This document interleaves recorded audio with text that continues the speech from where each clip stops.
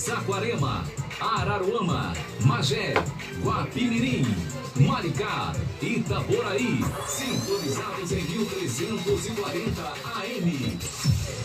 Rádio Jornal Leste Fluminense, a sua rádio, a sua rádio, a sua voz. ZYJ 490, Rádio Jornal 1340, ao seu lado em todos os momentos. Atenção para o top de 5 segundos.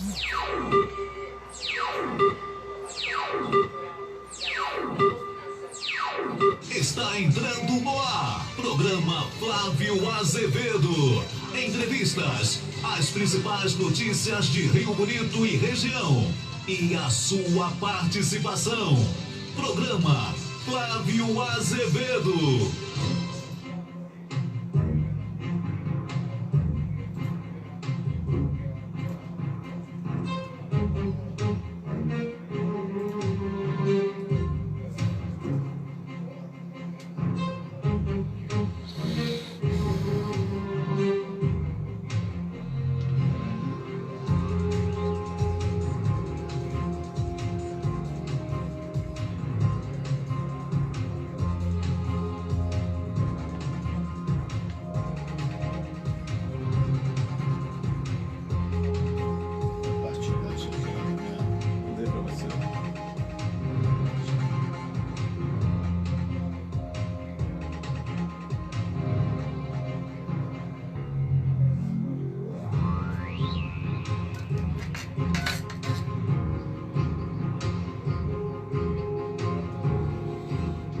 Muito boa tarde, minha amiga, boa tarde, meu amigo, boa tarde, meus amigos ligados na Rádio Jornal 1340 AM Leste Fluminense. Grande abraço para você, seja muito bem-vindo, prazer grande ter você na nossa programação. Muito obrigado pelo carinho da sua audiência. Minha gente, hoje é dia 21 de outubro de 2022, né? Um prazer grande ter você aqui conosco. Um abraço aos amigos que estão sempre nos acompanhando, nos prestigiando. Começo aqui o nosso programa nesta tarde de 21, mandando um abraço grande aqui à rapaziada, os alunos, os professores da Escola Municipal Governador Roberto Silveira, em Vertentes, lá em Rio Bonito, onde eu estive ontem fazendo lá uma pré-eleição, fazendo uma palestra ontem lá para os alunos, na convite da diretora Carla Patrícia. Quero aqui agradecer aí a moçada da escola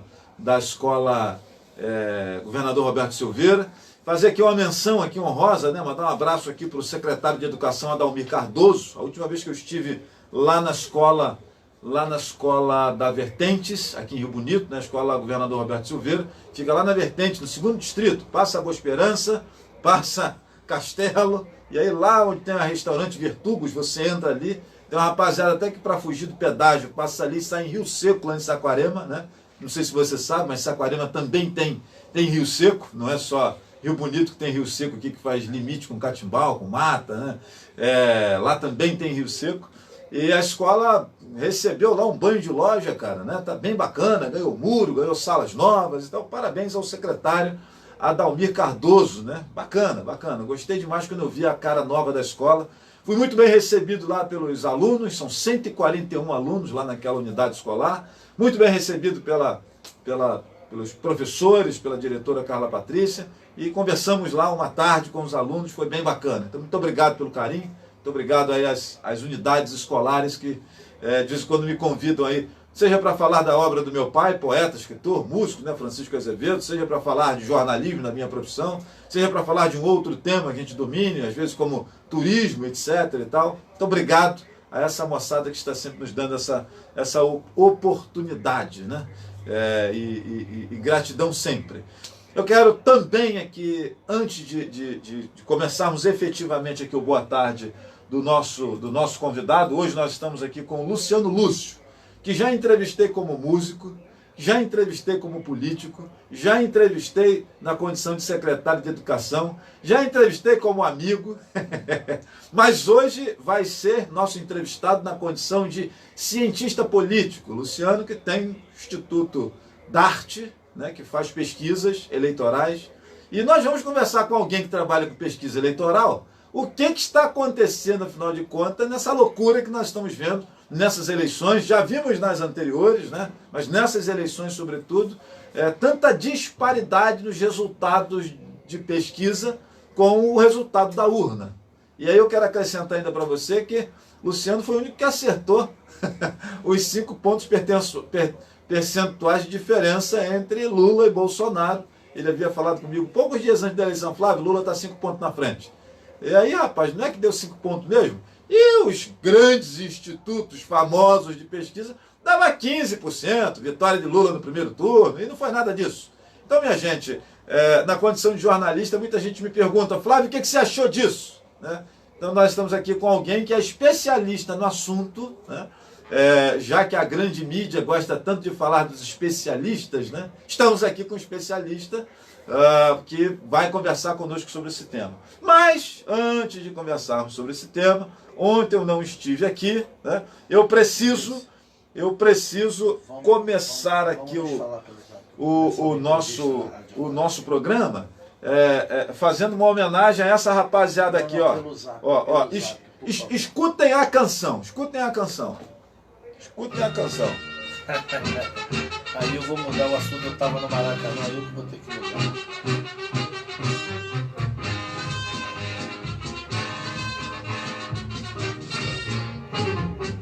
Uma vez Flamengo, sempre Flamengo, Flamengo sempre eu hei de ser, é o meu maior prazer. Parabéns ao torcedor do Flamengo pela conquista da Copa do Brasil. Parabéns ao futebol pela noite de quarta-feira épica que nós tivemos no Maracanã, né? Com um herói improvável, né? Quem diria que o criticado Rodinei seria o cara, né? Eu lembro que o Rodinei recentemente fez um gol contra na vitória do Corinthians sobre 1-0. Nunca critiquei. Leandro Peixe Frito primeiro, maior lateral do Flamengo da história, depois Rodinei. Nunca critiquei. Rodinei foi o cara, na vitória do Corinthians sobre o Flamengo no Campeonato Brasileiro de 1-0, a vitória de 1-0 foi por conta do gol contra do Rodinei. E a torcida do Flamengo vinha babando no pescoço do Rodinei já há bastante tempo. Minha gente, que jogo de futebol. O Corinthians valorizou bastante a conquista do Flamengo. Na disputa por pênaltis, o lateral esquerdo lá do Flamengo perde a primeira cobrança, depois tem as alternadas, e quis novamente os deuses do futebol que os caras do Corinthians que perderam os pênaltis são ex-jogadores do Vasco da Gama, tanto o Matheus Vital quanto o Fagner, né?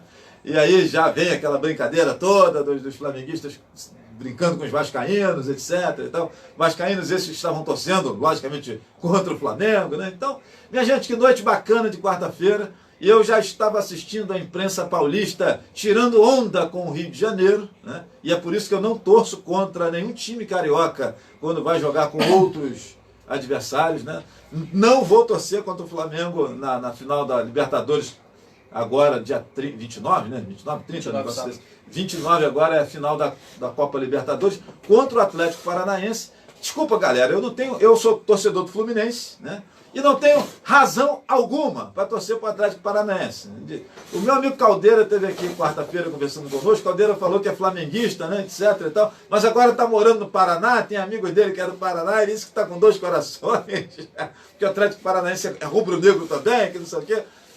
Cara, eu não tenho nenhuma razão para torcer para o Atlético Paranaense. Desculpa. Ele está fazendo média. Ele, como bom advogado, ele foi contratado pelo clube para defender alguma causa lá. Conversa. Desculpa, gente. Aí foi muito bacana. Ficou no Rio de Janeiro.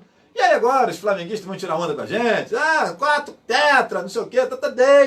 Deixa os colegas botafoguenses, vascaínos, flamenguistas tirarem onda comigo, que sou tricolor, né? Mas os títulos que fiquem aqui no Rio de Janeiro para fortalecer o nosso futebol. É assim que eu penso. Então, parabéns aí aos flamenguistas. Luciano, só uma palhinha antes da gente entrar no assunto principal. Você estava no Maracanã, eu acho que eu vi você até chorando lá no vídeo que você colocou. Até quem não é flamenguista, né? Eu estava assistindo do lado da namorada que é flamenguista, eu estava vendo o desespero dela, né? E até quem não é flamenguista como eu, por exemplo, no final já estava torcendo o Gabigol, que para mim fez um monte de cagada durante o jogo, inclusive os 2 gols do Flamengo anulados por culpa do Gabigol, que estava mal colocado, a diferença de centímetros ali. Ele era o cara que estava impedido, não quem concluiu em gol. Uma vez o Arrascaeta e outra, eu não lembro quem foi o atleta que fez o gol em impedimento. Mas na hora do pênalti, o Gabigol virou o jogo. Primeiro que existe um roteiro muito comum, que é o craque do time perder o pênalti. E na hora que o Gabigol foi bater o 5º pênalti, eu falei assim com Simone, cara, o craque sempre perde o pênalti, tá com crédito com o torcedor, mas fica esse peso, né? Nós vimos Zico perder pênalti, vimos tantos outros perder pênalti. Cara, o Gabigol foi lá, fez gol. Até aí nada demais, mas quando ele vai no meio do campo e grita e tal, e levanta a galera, ele conseguiu contaminar não só o Maracanã, mas eu acho que todos nós que estávamos assistindo. Foi mais ou menos isso, Luciano? Você que estava lá, como é que foi? Não, Maracanã, primeiro boa tarde a todo mundo. Não, o Maracanã tremeu aquela hora, Flávio, tremeu. E assim, a emoção, Flávio, eu sou um camarada que eu gosto muito de analisar contextos, né? E assim, muita coisa envolvida. O próprio Rodinei, a importância daquilo, como o futebol é maravilhoso, né? A empolgação, eu estava vendo um garoto na minha frente, ele chorava convulsivamente. Então assim, como mexe com as emoções da gente, né? A gente não vai ganhar para sempre, ninguém ganha para sempre, todo mundo tem que ganhar um pouco. Assim como você falou, eu sempre torci pelo Fluminense, desse futebol maravilhoso do Fernando Diniz, que merece um grande título. Como eu torço pro Vasco subir, tem um colega meu flamenguista que fica irritado quando eu falo isso. Torço muito pro Vasco subir. Vamos ganhar deles, né? Mas é isso aí, eu quero ganhar deles, mas é importante isso. Mas assim, é uma coisa espetacular, o futebol é algo maravilhoso e sempre ele é muito imprevisível. O Flamengo vai lá em São Paulo, domina aquela partida, começa o jogo, a sensação que a gente tinha que a qualquer momento decidir, acabava, era 2, 3 gols, de repente, se você for analisar friamente, eu achei uma grande partida, mas se você analisar friamente, o Corinthians jogou muito mais do que o Flamengo. Sim. Né? E, enfim, e assim, faz o primeiro gol, o Felipe Luiz perde, que não é de perder pênalti, o Corinthians faz o segundo, assim, o sentimento era de derrota naquele momento ali. E assim como o futebol é espetacular, né? Isso já tinha acontecido com o Flamengo contra o Palmeiras, na final da Supercopa, se eu não me engano. Enfim, eu lembro uma final de uma Copa Rio-São Paulo que o Marcelinho bateu o pênalti muito bem batido e perdeu. Mas como é que pode bater um pênalti muito bem batido? Simples, deslocou o goleiro, bateu forte, ela foi no pezinho da trave e saiu. E o São Paulo ganhou com um gol, o cidadão deu-lhe uma porrada no meio do gol de qualquer maneira, de olho fechado. E o São Paulo foi campeão daquela... Não sei se foi uma Copa Rio-São Paulo. Como vários jogadores do Corinthians chutaram no meio do gol e o Santos pulou no canto em todas, né? Se a gente lembra... Você falou de Zico perder pênalti. Na Copa de 86, eu tinha 14 anos, mas eu lembro. Isso não foi ouvido no YouTube, não. O Carlos acerta o canto. Uma cobrança, não sei se foi o Platini, não sei quem bateu o pênalti, ele acerta o canto, a bola bate na trave, nas costas dele. Se ele tivesse errado, se ele tivesse ficado parado, aquela bola na trave. Então assim, futebol é uma coisa... Aliás, vale lembrar que na Copa de 86 perderam o pênalti, o craque de lá, o craque de cá. O Zico perdeu aqui e Platini perdeu para lá. O Zico, na cobrança de pênalti, ele acerta, ele faz, ele perde durante o jogo. Sim. Mas nós tivemos assim, 2 craques. Sim, né? que perdem. Os cérebros do time, o Platini lá e o Zico aqui, teve... E assim, você vai no vôlei não tem zebra. A seleção favorita não vai perder nunca para a pior seleção no vôlei. O futebol, você perde para qualquer. Você perde para o time da 4ª divisão. O futebol é sensacional, isso é espetacular. Bom, então é isso, gente. Então, parabéns aos flamenguistas, né? Segundo assunto que eu não posso deixar de tratar aqui. Gente, o que está acontecendo aí com o nosso país, né? Tem um negócio meio maluco aí. Eu acordei ontem com a história de que a Jovem Pan foi censurada. Receberam lá uma determinação, tem aí uma parada da justiça aí que não pode usar as palavras ladrão, corrupto, descondenado, chefe de quadrilha, que não sei o que, não pode usar. Só pode usar guitarrista, skatista, genocida, não sei o que. Essa pode. Mas ladrão, chefe de quadrilha, etc e tal, não pode. E aí eu vi vários profissionais. E assim, gente, se você acha que eu vou reclamar aqui da justiça eleitoral, não vou não. Eu vou reclamar da cara de pau dos meus colegas jornalistas do espectro de esquerda, que trabalham em emissoras como Globo, UOL, Folha, CNN, essa galera da patota, que quando alguém dá um peido mais fedorento, e desculpa aí o termo chulo, deixa eu bolsonarar aqui um pouquinho, né? Alguém que dá um fute mais fedorento aí perto do jornalista. Ah, a democracia está sendo atacada e que não sei o que, pererê, parará, porque o jornalista é intocável em suas ideias, em suas opiniões. E agora, diante de um absurdo desses, uma recomendação do Tribunal Superior Eleitoral de que não se pode usar palavras tais, tais, tais, tais e tais ao se referir a determinado candidato a presidente da República, a galera da patota está em silêncio, ninguém viu, ninguém falou nada. Mas como assim? Então eu acho que o cara da esquerda tem todo o direito, é a opinião dele. Se o Bolsonaro ficar ofendido, que recorra à justiça. O cara da esquerda, ele tem todo o direito de dizer que a vacina está azeda, que o Bolsonaro é skatista, que a cueca do Bolsonaro não combina com a gravata, e etc, e não sei o que mais e tal. Eu acho tudo isso uma babaquice, mas tudo bem, se o cara quer falar, direito dele, ótimo, bacana. Agora, na hora de chamar o outro de ladrão, chefe de quadrilha, ex-presidiário, tudo aconteceu.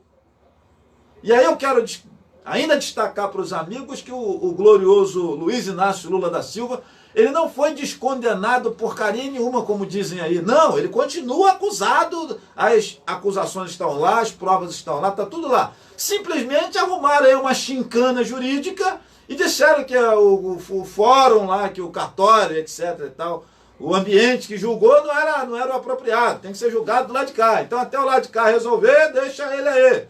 Então solta ele por enquanto. Essa é a parada. Ninguém foi...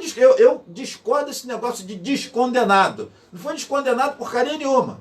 O julgamento está valendo. Só que inventaram aí essa vírgula de que tem que ser na instância, não sei das quantas. Essas malandragens jurídicas que nós estamos vendo acontecer no nosso país, por incrível que pareça, com mais força e mais indecência de 2018 para cá, né? Então assim, minha gente, eu, na condição de profissional de comunicação, sinceramente, eu não posso deixar de me manifestar. Não quero calar a voz daqueles que criticam o Bolsonaro, às vezes com injustiça, com sacanagem, com leviandade, né? Eu vejo tudo isso nas críticas ao presidente Bolsonaro. Mas também não admito e não acho saudável para uma democracia, que nós queremos tanto para o Brasil, né? Calar aqueles que criticam o outro lado. Então deixa a direita criticar e reclamar e falar e opinar ao que acha da esquerda e os seus ícones, e deixa a esquerda falar, opinar, externar suas opiniões sobre os ícones e as ideias da direita. É assim que se faz um país forte, sério e democrático. E eu não vou questionar aqui, não vou falar uma vírgula a respeito da decisão judicial, que eu discordo.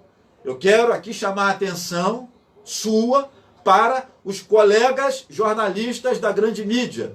Repito, diante de qualquer coisinha que se fala e que se escreve a respeito de profissionais de comunicação, logo essa patota dos grandes veículos do tal do, como é que é o negócio? Do consórcio de mídias, é um nome bonito, né? O consórcio de mídias, né? Toda vez que você alcança com uma crítica, uma fala mais forte, alguém que integra o consórcio de mídias do Brasil, que aí envolve essa galera que tem o viés de esquerda como orientação, o UOL, Folha de São Paulo, Revista Veja, Terra, Globo, etc, etc, etc. Toda vez que você alcança, com alguma observação, jornalistas do conglomerado de mídia, do consórcio, fica todo mundo puto. E aí faz aquele efeito manada, todos os profissionais de comunicação tweetam, escrevem no Instagram, pintam o diabo para dizer que a democracia está sendo ofendida porque o Bolsonaro mandou um jornalista plantar batata. E agora, diante desse absurdo, contra um veículo de comunicação, lá na faculdade de comunicação, o que aconteceu aí, eu estudei, e o nome disso era empastelamento. Na época da ditadura Vargas, na época da ditadura militar, Estado Novo, Estado Velho, Estado não sei o quê, ao longo da história, nós tivemos vários veículos de comunicação, rádios, jornais, que foram fechados pelo governo. O nome disso é empastelar. O que eu estou vendo aqui é a Jovem Pan sendo empastelada de maneira elegante, mas sim, sendo empastelada. Os seus comentaristas da direita não tem mais a liberdade e a emissora não fica mais à vontade em deixar seus comentaristas falarem livremente a respeito do ícone que disputa a eleição presidencial do próximo dia 30, representando o pensamento de esquerda. Agora, meter a ripa, meter a pua no cara da direita, tá liberadíssimo. Não é esquisito isso? Não consegue você ver aí 2 pesos, 2 medidas nesse negócio? Bom, isso aqui é para nossa reflexão. Isso aqui é para nossa reflexão. E engraçado que diziam que o Bolsonaro que era ditador. Gente, desculpa. O Bolsonaro, o máximo que ele pode ser é aquele tiozão inconveniente do churrasco, que quando a sobrinha sai da piscina molhada e passa perto do fogão, ele dá uma palmada na bunda da sobrinha. Que é um negócio que não fica legal, né, e tal. Mas o tiozão inconveniente do churrasco é o que eu acho do Bolsonaro. Já tem outros que não. Tem outros que são pilantras, picaretas, né? Você olha para a cara e você está vendo que é picareta. Bom, isso é para você refletir. Fica aqui na condição de profissional de comunicação, de um veículo pequenininho, mas eu não poderia deixar de externar a minha opinião a respeito desse absurdo que está começando lá em cima, mas daqui a pouco pode bater aqui em Rio Bonito, Tanguá, Itaboraí, bater lá na minha porta. Por que não? Então nós precisamos começar a nos insurgir agora e não fazer de conta que não está vendo, porque está favorecendo aquele grupo, está tentando fechar aquela emissora que rivaliza com a minha, e etc, etc. E na esteira desses absurdos, minha gente, nós temos as tais pesquisas eleitorais, que inclusive é motivo de CPI, aí disseram que não pode fazer CPI, o outro quer investigar, disseram que não pode investigar, os institutos de pesquisa, e eu estou aqui com o Luciano Lúcio, que vocês conhecem da nossa região aqui, né? Mas hoje é o cientista político Luciano Lúcio. Inclusive, Luciano, eu queria, antes de entrarmos no assunto pesquisa, falarmos a respeito de quem são as autoridades, né? São estatísticos, são cientistas políticos, quem são as pessoas que estão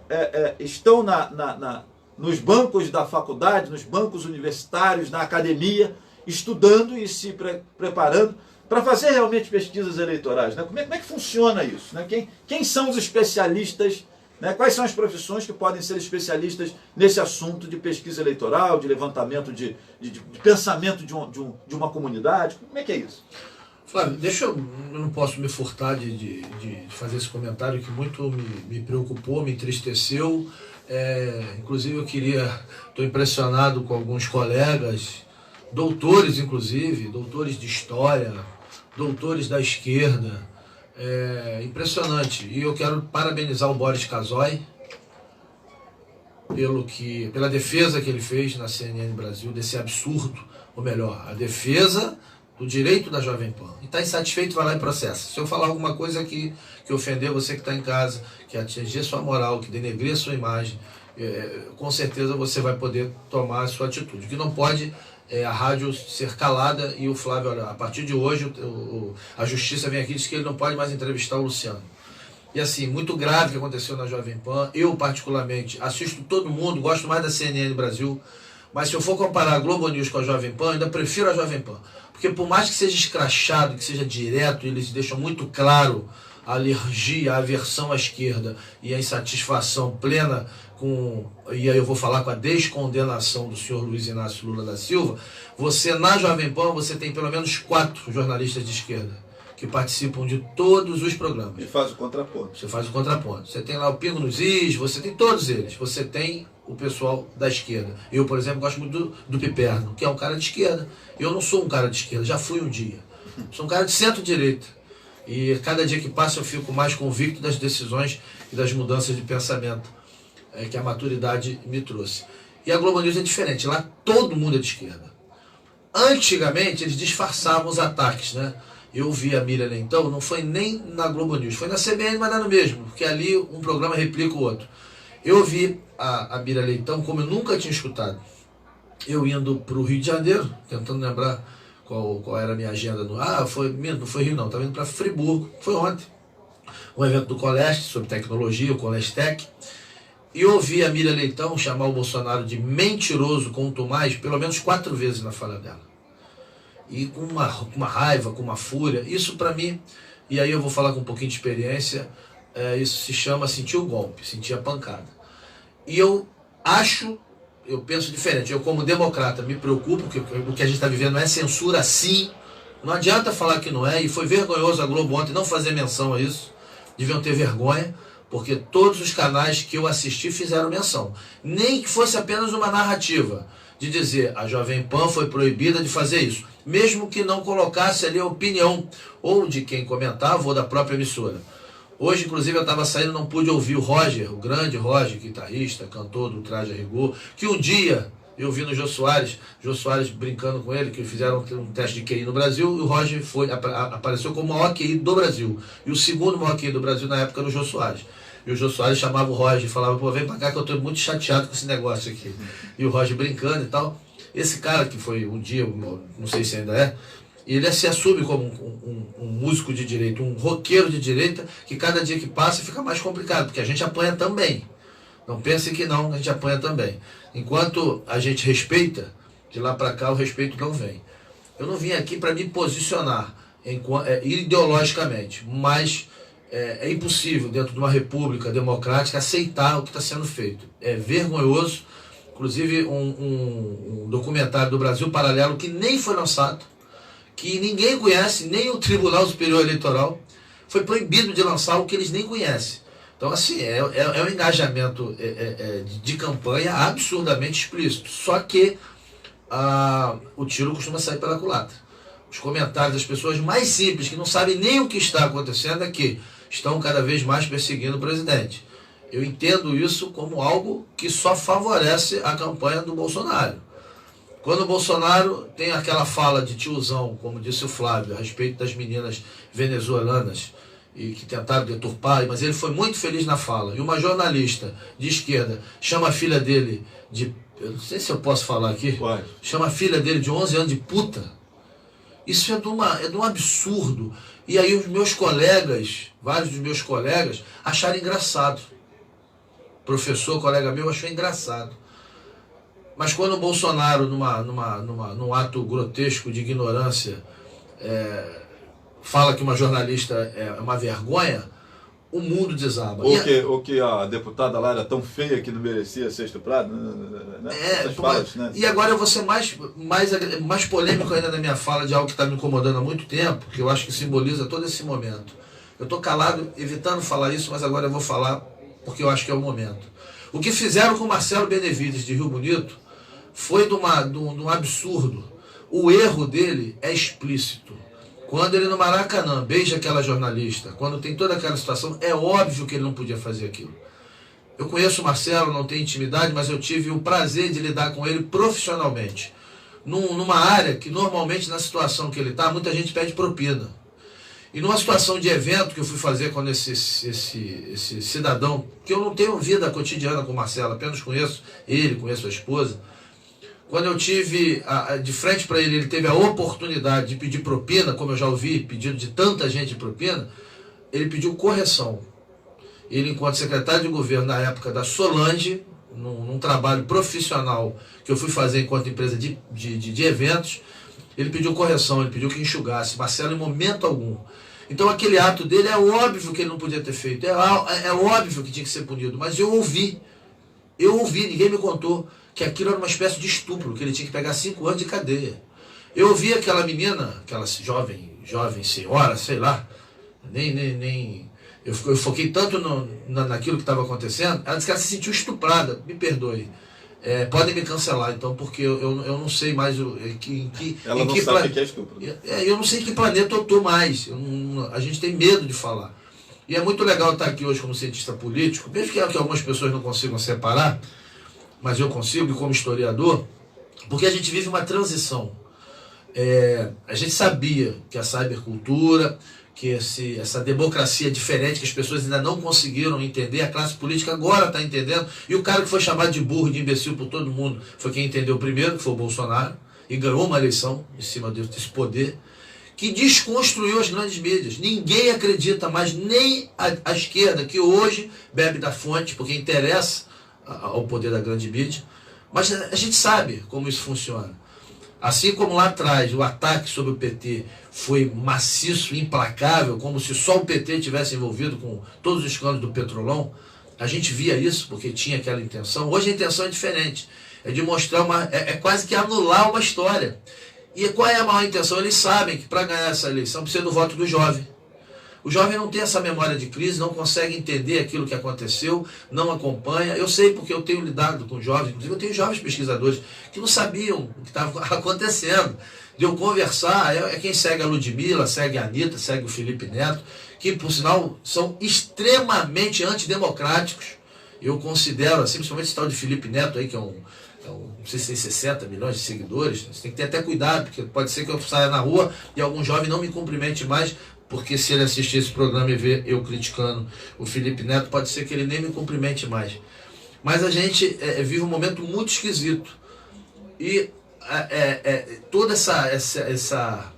esse silêncio que o Flávio muito bem colocou aqui, ele é muito perigoso. Eu espero que, à medida que um Boris Casoy se pronuncie, ontem eu vi uma outra jornalista se pronunciando, não sei se foi da Bandeirantes, que as pessoas tomem coragem, porque lá atrás, lá na Revolução Industrial, quando o filho do operário de 6 anos ia trabalhar numa mina de carvão e apanhava, muitos deles tiveram membros, braços, mão, perna, decepadas, e aquela coisa de não é comigo. Ou eram esmagados pelas máquinas, né?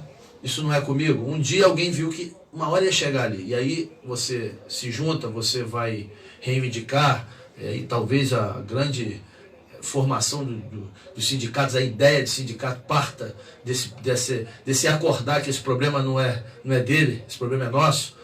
Ou a gente acorda, ou vai ser tarde demais. Se vendeu em cima das imbecilidades ditas pelo Bolsonaro, que eu nunca vi falar tanta imbecilidade, e aí eu posso falar porque eu não sou bolsonarista, eu apenas, como muitos brasileiros, tenho uma postura muito clara e lúcida sobre o que aconteceu nesse Brasil recentemente, e, portanto, não é eleitor do Lula, que é o meu caso, eu não voto no Lula. Isso está claro, e eu falo com a maior tranquilidade do mundo. E assim, que também a gente causa incômodos ao falar sobre isso, muitos dos lugares que a gente passa. Mas enfim, as insanidades, e eu acho que o Bolsonaro paga o preço por isso hoje, por tudo isso que ele fala, mas em momento algum eu vi atitude antidemocrática. Por mais que numa manifestação você veja um monte de imbecil falando de AI-5, sem nem saber o que é AI-5, assim como tem um monte de imbecil de esquerda falando de fascismo, sem saber o que é fascismo, falando de genocídio, sem saber, aquela efeito manada, né, que a gente sabe que isso é muito bem fabricado e tem sido. Uma coisa para mim está muito clara, eu até anotei aqui algumas situações para eu não esquecer, e uma delas é isso. Aconteça o que acontecer, o país está dividido. Não importa mais quem vai ganhar essa eleição. Quem ganhar essa eleição vai administrar um país dividido. A grande diferença é que estruturalmente, administrativamente, o Bolsonaro sai na frente, porque hoje você tem um Congresso de centro-direita, explicitamente. Inclusive com várias personalidades importantes do bolsonarismo que estão no poder, importantes posições. Então isso dá uma tranquilidade. Não que se o Lula ganhar a eleição, vai ser inviável o governo dele, que é uma ilusão. Um monte de gente que hoje diz que Bolsonaro é a melhor cara do mundo e diz que é 22, são fisiológicos. Basta o Lula ganhar a eleição, está todo mundo saindo do PL, indo para um PSD desse da vida e compondo com o governo. Mas, independente dessa questão, o país está dividido. A sociedade. A sociedade está dividida de uma forma que entristece, inclusive, e eu tenho assistido o desrespeito, não tem descambado para a violência, porque essa era uma grande preocupação. Inclusive, eu imaginei que a gente ia ter uma campanha até mais violenta, porque acabaram incitando essa violência. Mas é completamente dividida, não tenho a menor dúvida disso. Enfim, eu, como um democrata convicto que sou, e à la Voltaire, né? Não importa o que você fala, eu tenho que defender o direito de você dizê-lo. Isso é a coisa mais linda da democracia. Mas o que a gente testemunha é uma inversão absurda. Se pratica atos ditatoriais e batizam, eles conseguem batizar esses atos de atos democráticos. É impressionante. Enfim, mas vou repetir, a história costuma punir esse tipo de atitude. E acho que essa punição pode vir mais rápido do que se espera. Ontem eu vi uma declaração muito, muito curiosa da Janaína Pascoal, né, que é deputada estadual de São Paulo, né? E ela escreveu lá no Twitter dela que o TSE E o TSE vai acabar dando a eleição para Bolsonaro e outras iniciativas mais que nós estamos vendo aí, né? E desculpa, galera, né? O pessoal que é mais à esquerda aí. Tem coisas que eu estou vendo aqui, Luciano, né? E que a sua análise também como pesquisador, como estatístico, né? Como alguém que trabalha olhando essa questão de opiniões e que conhece da política também, de como gira essa roda, me parece um sinal de desespero, me parece aquela questão de acusar o golpe, né? A leitura que eu faço, que tudo estava montado para que o Lula ganhasse no primeiro turno, os esforços, talvez a expectativa, talvez a única chance de eliminar o Bolsonaro do poder seria no primeiro turno, e aí a gente entra na questão da pesquisa e eu vejo essa disparidade de percentual, né? Dava-se o Lula com 52% e Bolsonaro com 28%, com 30% ao longo de toda a campanha eleitoral. E a gente sabe o quanto que o brasileiro é influenciável por mídia, né? Tem aquele cara que fala assim, eu não vou jogar o voto fora. Isso acontece. Né? Acontece. Você já foi vereador algumas vezes e sabe como é que é isso. Não vou votar nesse cara não, porque já perdeu, vou votar nesse aqui porque ganhou. O cara não quer saber de projeto de governo, o cara não quer saber nada disso. O sujeito vai nesse aqui porque... Ele considera, Flávio, tá na frente. Ele considera perder o voto, votar em quem vai perder. Exatamente. Então ele começa uma campanha eleitoral, eu gostei do Flávio, acho que o Flávio merece uma chance, é um cara que sempre botou o dedo na ferida. À medida que a campanha vai crescendo, o Flávio não consegue botar a mesma quantidade de pessoas na rua com bandeira, não consegue adesivar a quantidade de carro, aí as pessoas começam a dizer, o Flávio não vai ganhar, mas João vai ganhar. E aí ele fala, o Flávio é tão legal, mas eu não posso perder o meu voto. Ele não tem aquela formação de que perder o voto é votar diferente das suas convicções. E que a urna, ela é reveladora, depois que ela abre, depois que os resultados são... Isso é fato, e eu não tenho dúvida disso. Inclusive, eu pegando um gancho, eu acho que a grande guinada dessa eleição se deu naquele debate da Bandeirantes. Eu não gosto de dizer que tem ganhador de debate, mas tem aquele que consegue impor a sua pauta, colocar com mais clareza. E Bolsonaro fez isso. E aqui não se discute, mas o que a gente tinha que estar discutindo era a economia do país. Concordo, não era questão religiosa. Só que é a questão religiosa que vai decidir essa eleição, vocês não tenham dúvida disso. É a questão religiosa. E naquele debate que o Lula partiu com muita... Ele é muito bom de câmera, com desenvoltura, o Bolsonaro teve dificuldade no primeiro momento, o tema da vacina, e todos os especialistas falaram, independente de qual mídia, e é fato, aquilo incomodou profundamente o Bolsonaro, você sentia que ele não conseguia desenvolver, assim como o Lula não tem como sair do tema corrupção. Vão inventar 1000 desculpas que não há. Inclusive ele falou uma aberração que eu cheguei a escrever um textão no Face, mas aí eu me acalmei e apaguei. Quando ele disse que Compes, por exemplo, está 85% pronto, pô, só que parar a obra. Vai lá no Compes para você ver 85% pronto. Enfim, é impossível você tratar desse tema. Mas o que ficou claro é que o Bolsonaro conseguiu, naquele debate, deixar claro as pautas conservadoras. Botou o pau na mesa. Ele conseguiu colocar isso e dali tudo foi pautado. Tanto que o Lula teve que mudar totalmente aquilo que ia fazer. Agora é reunião com pastores evangélicos, agora eu nunca disse isso, eu sempre falei aquilo, porque perceberam. O crescimento ele é notório, Flávio, ele é notório. Me atrevo a dizer que se daqui até a eleição o Bolsonaro não tem indicadores de descida, a não ser que apareça algum escândalo que a gente não saiba, todos os indicadores são de subida, inclusive eles sabem disso. O PT, quem está de frente da campanha do Lula, sabe disso. E assim, o engajamento é muito maior. Você viu que acho que foi no Flow, que o Bolsonaro teve 500 e poucas mil visualizações. Aí o Lula foi agora e botou 1 milhão. Bastou o pessoal do Bolsonaro falar que, como é que a gente vai deixar isso? Ontem o Bolsonaro botou 1.700.000. A mobilização dessas pessoas ela é muito mais forte, porque o que eu percebo também, isso é muito claro. Fiz muita pesquisa, andei muito na rua, e a gente percebe muito, aquele mais simples, ele sempre faz questão de dizer, eu não sou burro. Eu não sou burro. Com outras palavras ele diz, eu não sou burro. Porque ele é colocado como burro, como imbecil, e isso só dá mais força porque ele se mobiliza. A diferença é que ele não faz barulho, que ele não tem a capacidade de argumentação do Flávio. Então se ele sentar aqui do lado do Flávio e o Flávio começar a oprimi-lo, ele vai aparentemente sentir o golpe. Mas ele vai sair daqui 10 vezes mais motivado e mais engajado do que o próprio Flávio. Eu lembro que uma vez na padaria, Eu não lembro qual era a campanha de prefeito, acho que era uma campanha municipal.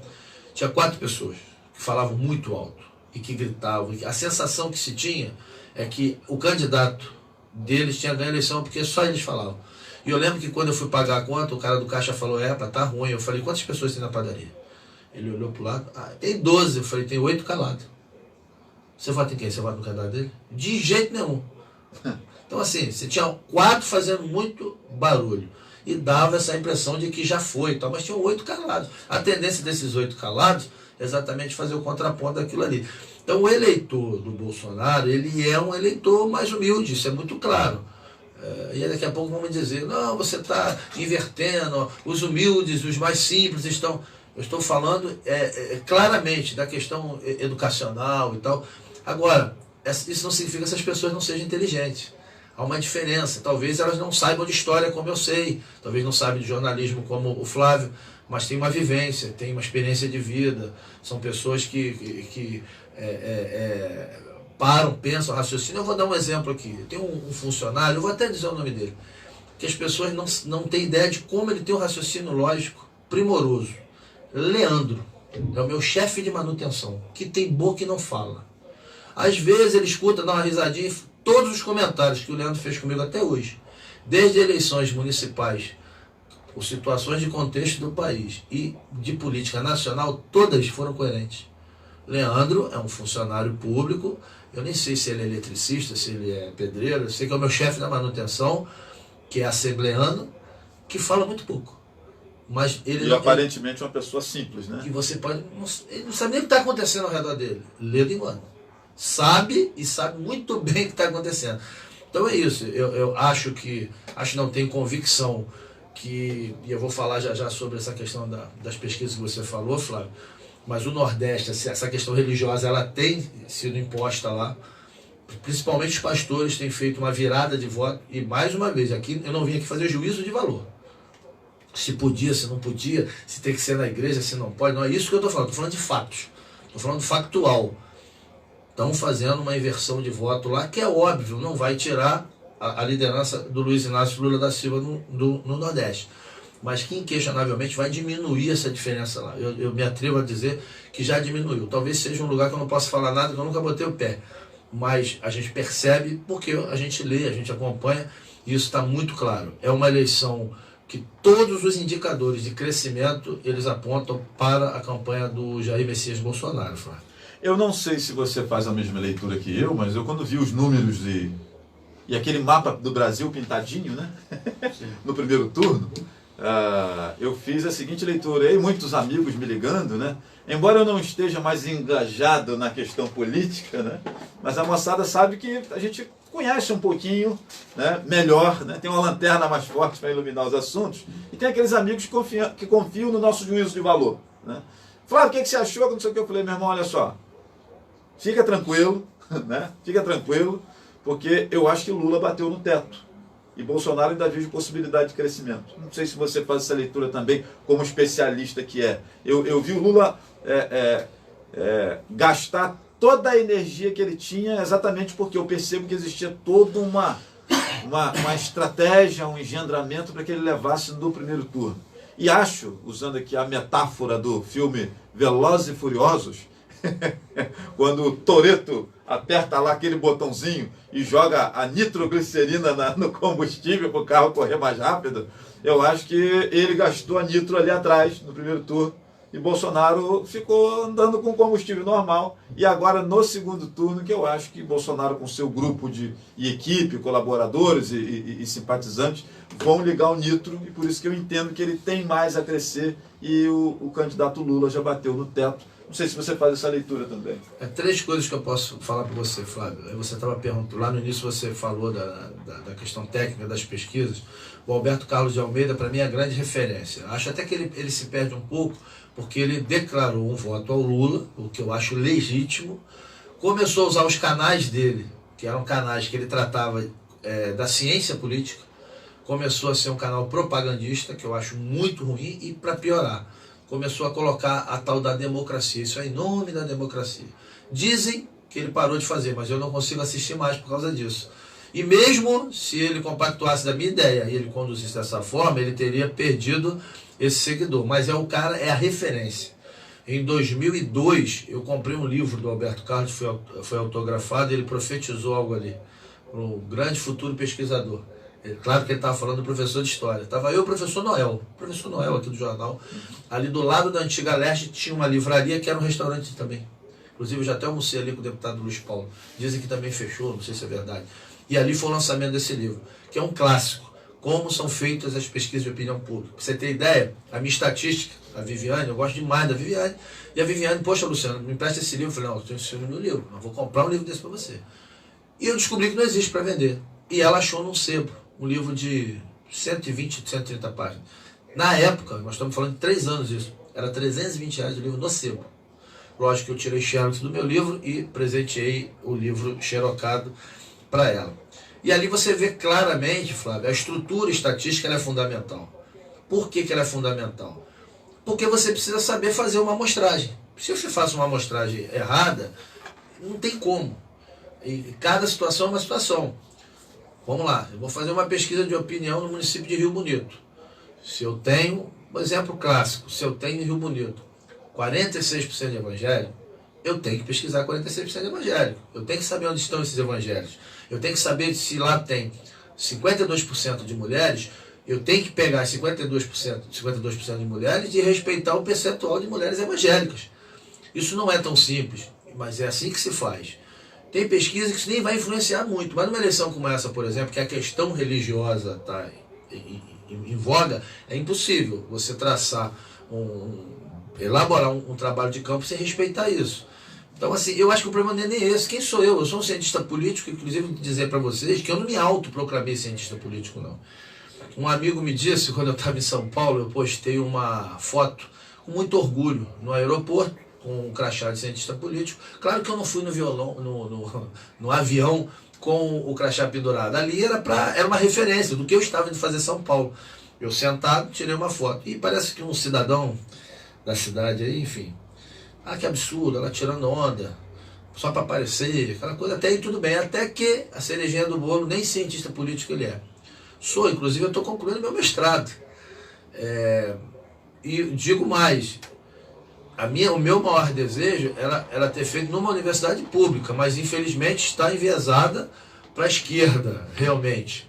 E alguém pode me dizer qualquer coisa, menos de que eu não tenho direito de beber nas duas fontes. Porque eu ensinei isso aos meus alunos o tempo todo. O tempo todo os meus alunos sempre beberam todas as fontes. Independente do que o Luciano acha, ele precisa ter as teorias, ele precisa ter o resultado daquilo que é ciência e tomar decisões. Né? Momento foto. Vamos lá? Existe aquela máxima de que a esquerda quer igualdade e a direita quer eficiência. E não adianta você produzir igualdade sem eficiência, porque a igualdade não se sustenta. Ilustres esquerdistas. Não adianta você ter eficiência se você não gera igualdade. Ilustres direitistas. Meu sonho é que um dia a gente viva num mundo que a gente consiga, através da eficiência, gerar igualdade. Mas são conceitos. Não adianta eu dizer que Marx é maravilhoso e Adam Smith é um imbecil, porque não é isso. Não é assim que funciona. Não pode ser desse jeito. Então não rola. E eu nunca fiz isso com os meus alunos. Eu nunca cheguei... Aqui, ó, isso aqui, ó, o mundo é isso aqui. O restante aqui é satélite. Isso é lorota. E você que se estiver me ouvindo, for me ouvir, for um especialista, você sabe que você está usando a tua opinião para induzir o teu aluno. Eu não acho legal. E nunca fiz isso. Mas enfim. Então, é óbvio que esses grandes institutos... Quem sou eu, pô? Eu sou um cientista político que tem uma estatística, que treino e fiz algumas pessoas que trabalham comigo entender, assim como a própria Viviane, tem gente que trabalha com ela já treinado pela Viviane, e lá você sabe que é uma estrutura com vários mestres de ciência política, vários estatísticos, vários sociólogos, psicólogos inclusive. A elaboração do formulário é algo fundamental, você saber materializar o que você quer captar. Mas uma coisa para mim ficou muito clara nessa minha ida a São Paulo. São 3 questões que eu quero dar ênfase aqui para esse segundo turno. E eu vou começar pela questão da rejeição, Flávio, e aí isso fala alto, porque o Bolsonaro diminuiu um pouco, o Lula subiu, o Bolsonaro ainda tem uma rejeição maior, E as pessoas começaram a falar, fraude nas urnas, porque como é que pode Zema ter tido aquilo tudo, eleger lá o mais votado de Minas, o bolsonarista raiz, e o Bolsonaro ter tido aquela votação é diferente, gente. A rejeição fala muito alto. Rejeição é um negócio impressionante. E isso pesa, mas uma coisa que eu vi lá em São Paulo, isso eu entrevistando, a gente percebia. A questão dos votos do teto que o Flávio falou. Os votos do Ciro que tinham que ir para o Lula já foram, eu não tenho dúvida. Quando eu falo que já foram, não significa que os 3%, 3 pontos alguma coisa que o Ciro teve, todos vão para o Bolsonaro. Mas 90% vai para o Bolsonaro, não tenho dúvida. Aquela conversa fiada que uma doutora em ciência política falou lá no Jornal Nacional para justificar os erros grotescos, que foram dizer que não foi erro, que foi de 5%, que 5%, gente. Passaram 17%, se a gente fazer um agregado ali. Quando ela diz que foi os eleitores do Ciro que migraram para o Bolsonaro, no Lorota. Os eleitores do Ciro migraram para o Lula na campanha do voto útil. Aquelas pessoas que estavam em dúvida, eu não queria o Lula, mas então eu vou no Ciro. E naquela do voto útil partiram. Esses que ficaram é o contrário. Esses que ficaram, igual o Luciano aqui, que votou no Ciro no primeiro turno, esses não votam no Lula. Então esse efeito... Ciro vai para o Bolsonaro. A TEPT é diferente. A TEPT você tem ali talvez um pouco mais de 50%. Isso eu vi em São Paulo, nas ruas de São Paulo. Porque quando você entrevistava alguém, eu lembro que eu do lado, tanto na Lapa, Moca aconteceu isso, mas principalmente ao lado da obra do MASP. É MASP, né? Museu de Arte. O MASP lá na Avenida Paulista. Tem ali uma pracinha muito legal. Uma pracinha feita as escadarias, é tudo de metal. Então ali as pessoas ficam conversando, lendo livro, lanchando, e ali naquela porção eu devo ter entrevistado umas 20 pessoas só ali. E ficou muito claro a experiência que eu tive ali. Porque ali foi onde eu mais peguei eleitores de Ciro e da Simone Tebet, proporcionalmente em relação ao Bolsonaro e ao Lula, onde eu peguei uma maioria. Daquelas 20, a maioria que estavam ali eram Ciro e eram Simone. Eu tinha que fechar ali um percentual de faixa etária, de sexo, enfim. E o que eu percebia? A senhora vota em quem? Eu voto na Simone Tebet. E às vezes falava até com uma certa profundidade sobre a campanha. E aí eu perguntava em quem a senhora não vota de jeito nenhum. A maioria dizia, eu não voto de jeito nenhum no Bolsonaro. Então ela já deu uma indicação de voto de segundo turno. Com o Ciro já era o contrário. A maioria absoluta, se não todos que eu peguei. Você vota em quem? Ciro Gomes. Quem que você não vota de jeito nenhum? Lula. Ele já indicou o voto para o Bolsonaro no segundo turno. Ou até uma anulação de voto, que eu acho que tudo isso que está acontecendo vai motivar algumas pessoas a irem votar.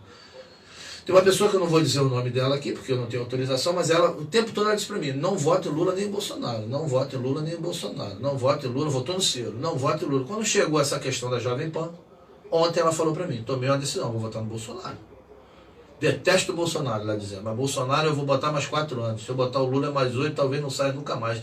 E isso tudo fez a partir da atitude do TSE, da censura, isso foi censura. É o que a Janaína Pascoal postou ontem. Mas né? isso é fato. Que o TSE vai dar a eleição Isso para é o Bolsonaro. Isso é fato. E agora uma coisa que eu quero fazer uma colocação aqui, Flávio, que aí para mim agora está muito claro também. Eu tive aqui recentemente com você, eu vim como secretário, mas a gente acabou falando alguma coisa sobre isso. E depois eu lembrei do que eu vivenciei lá na Paulista, também, que serve como exemplo.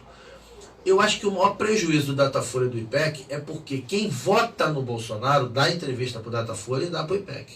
Agora, quem é bolsonarista raiz não dá essa entrevista. Ele não consegue medir mais o voto. Não dá para você pegar uma pesquisa mais do IPEC, a não ser que eles estejam indo para a rua mentindo. Sem identificar. Sem identificar. Porque até então, porque ao contrário, já falei você, ao contrário de muita gente, eu fui entrevistado pelo Datafolha.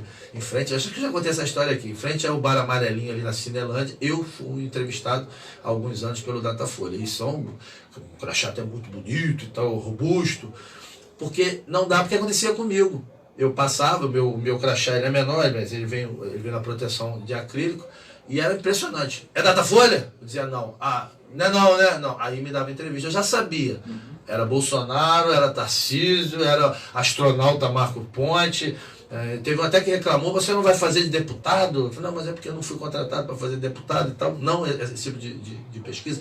Então hoje eu acho que a maior dificuldade do Datafolha e do IPEC de fato é medir esse eleitor, porque esse eleitor não vai dar entrevista para eles. Não vai dar mais entrevista. É o mesmo cara que não assiste a Globo, que não assiste... Não, né? exatamente, não vai dar essa entrevista. Então, assim, eu gosto muito do Paraná Pesquisa, que eu acho que ontem deu o Lula 1% ou 1,5% na frente. Eu acredito, mas acredito mesmo, o Lula deve ter uns 2% de frente, com todos os indicativos de crescimento do Bolsonaro. Ontem até foi, acho que foi a professora Mel Cardoso, estava conversando comigo, e ela me perguntou o que eu achava. Eu falei para ela, é questão de tempo. É questão de tempo. Se o grande mistério, a grande interrogação é, há tempo para o Bolsonaro continuar nesta progressão e ultrapassar? Esse é o meu sentimento. Hoje, todos os indicativos, todos os indicadores são de crescimento do Bolsonaro. A última trincheira, na minha opinião, a última trincheira para definir isso vai ser o debate da Globo. Comportamento de ambos ali, tanto do Lula quanto do Bolsonaro. Eu acho que ali é mais... Se os jornalistas não se comportarem imparcialmente e começar naquele negócio de tentar botar casca de banana pro Bolsonaro, nitidamente tentar fazer uma proteção no Lula, eu acho que Flávio, potencializa esse crescimento do Bolsonaro. Eu de coração eu acho que não vai decidir. Eu acho que não vai dar tempo de decidir. Eu acho que o da Bandeirantes foi muito mais importante, até pelo novo formato e tal.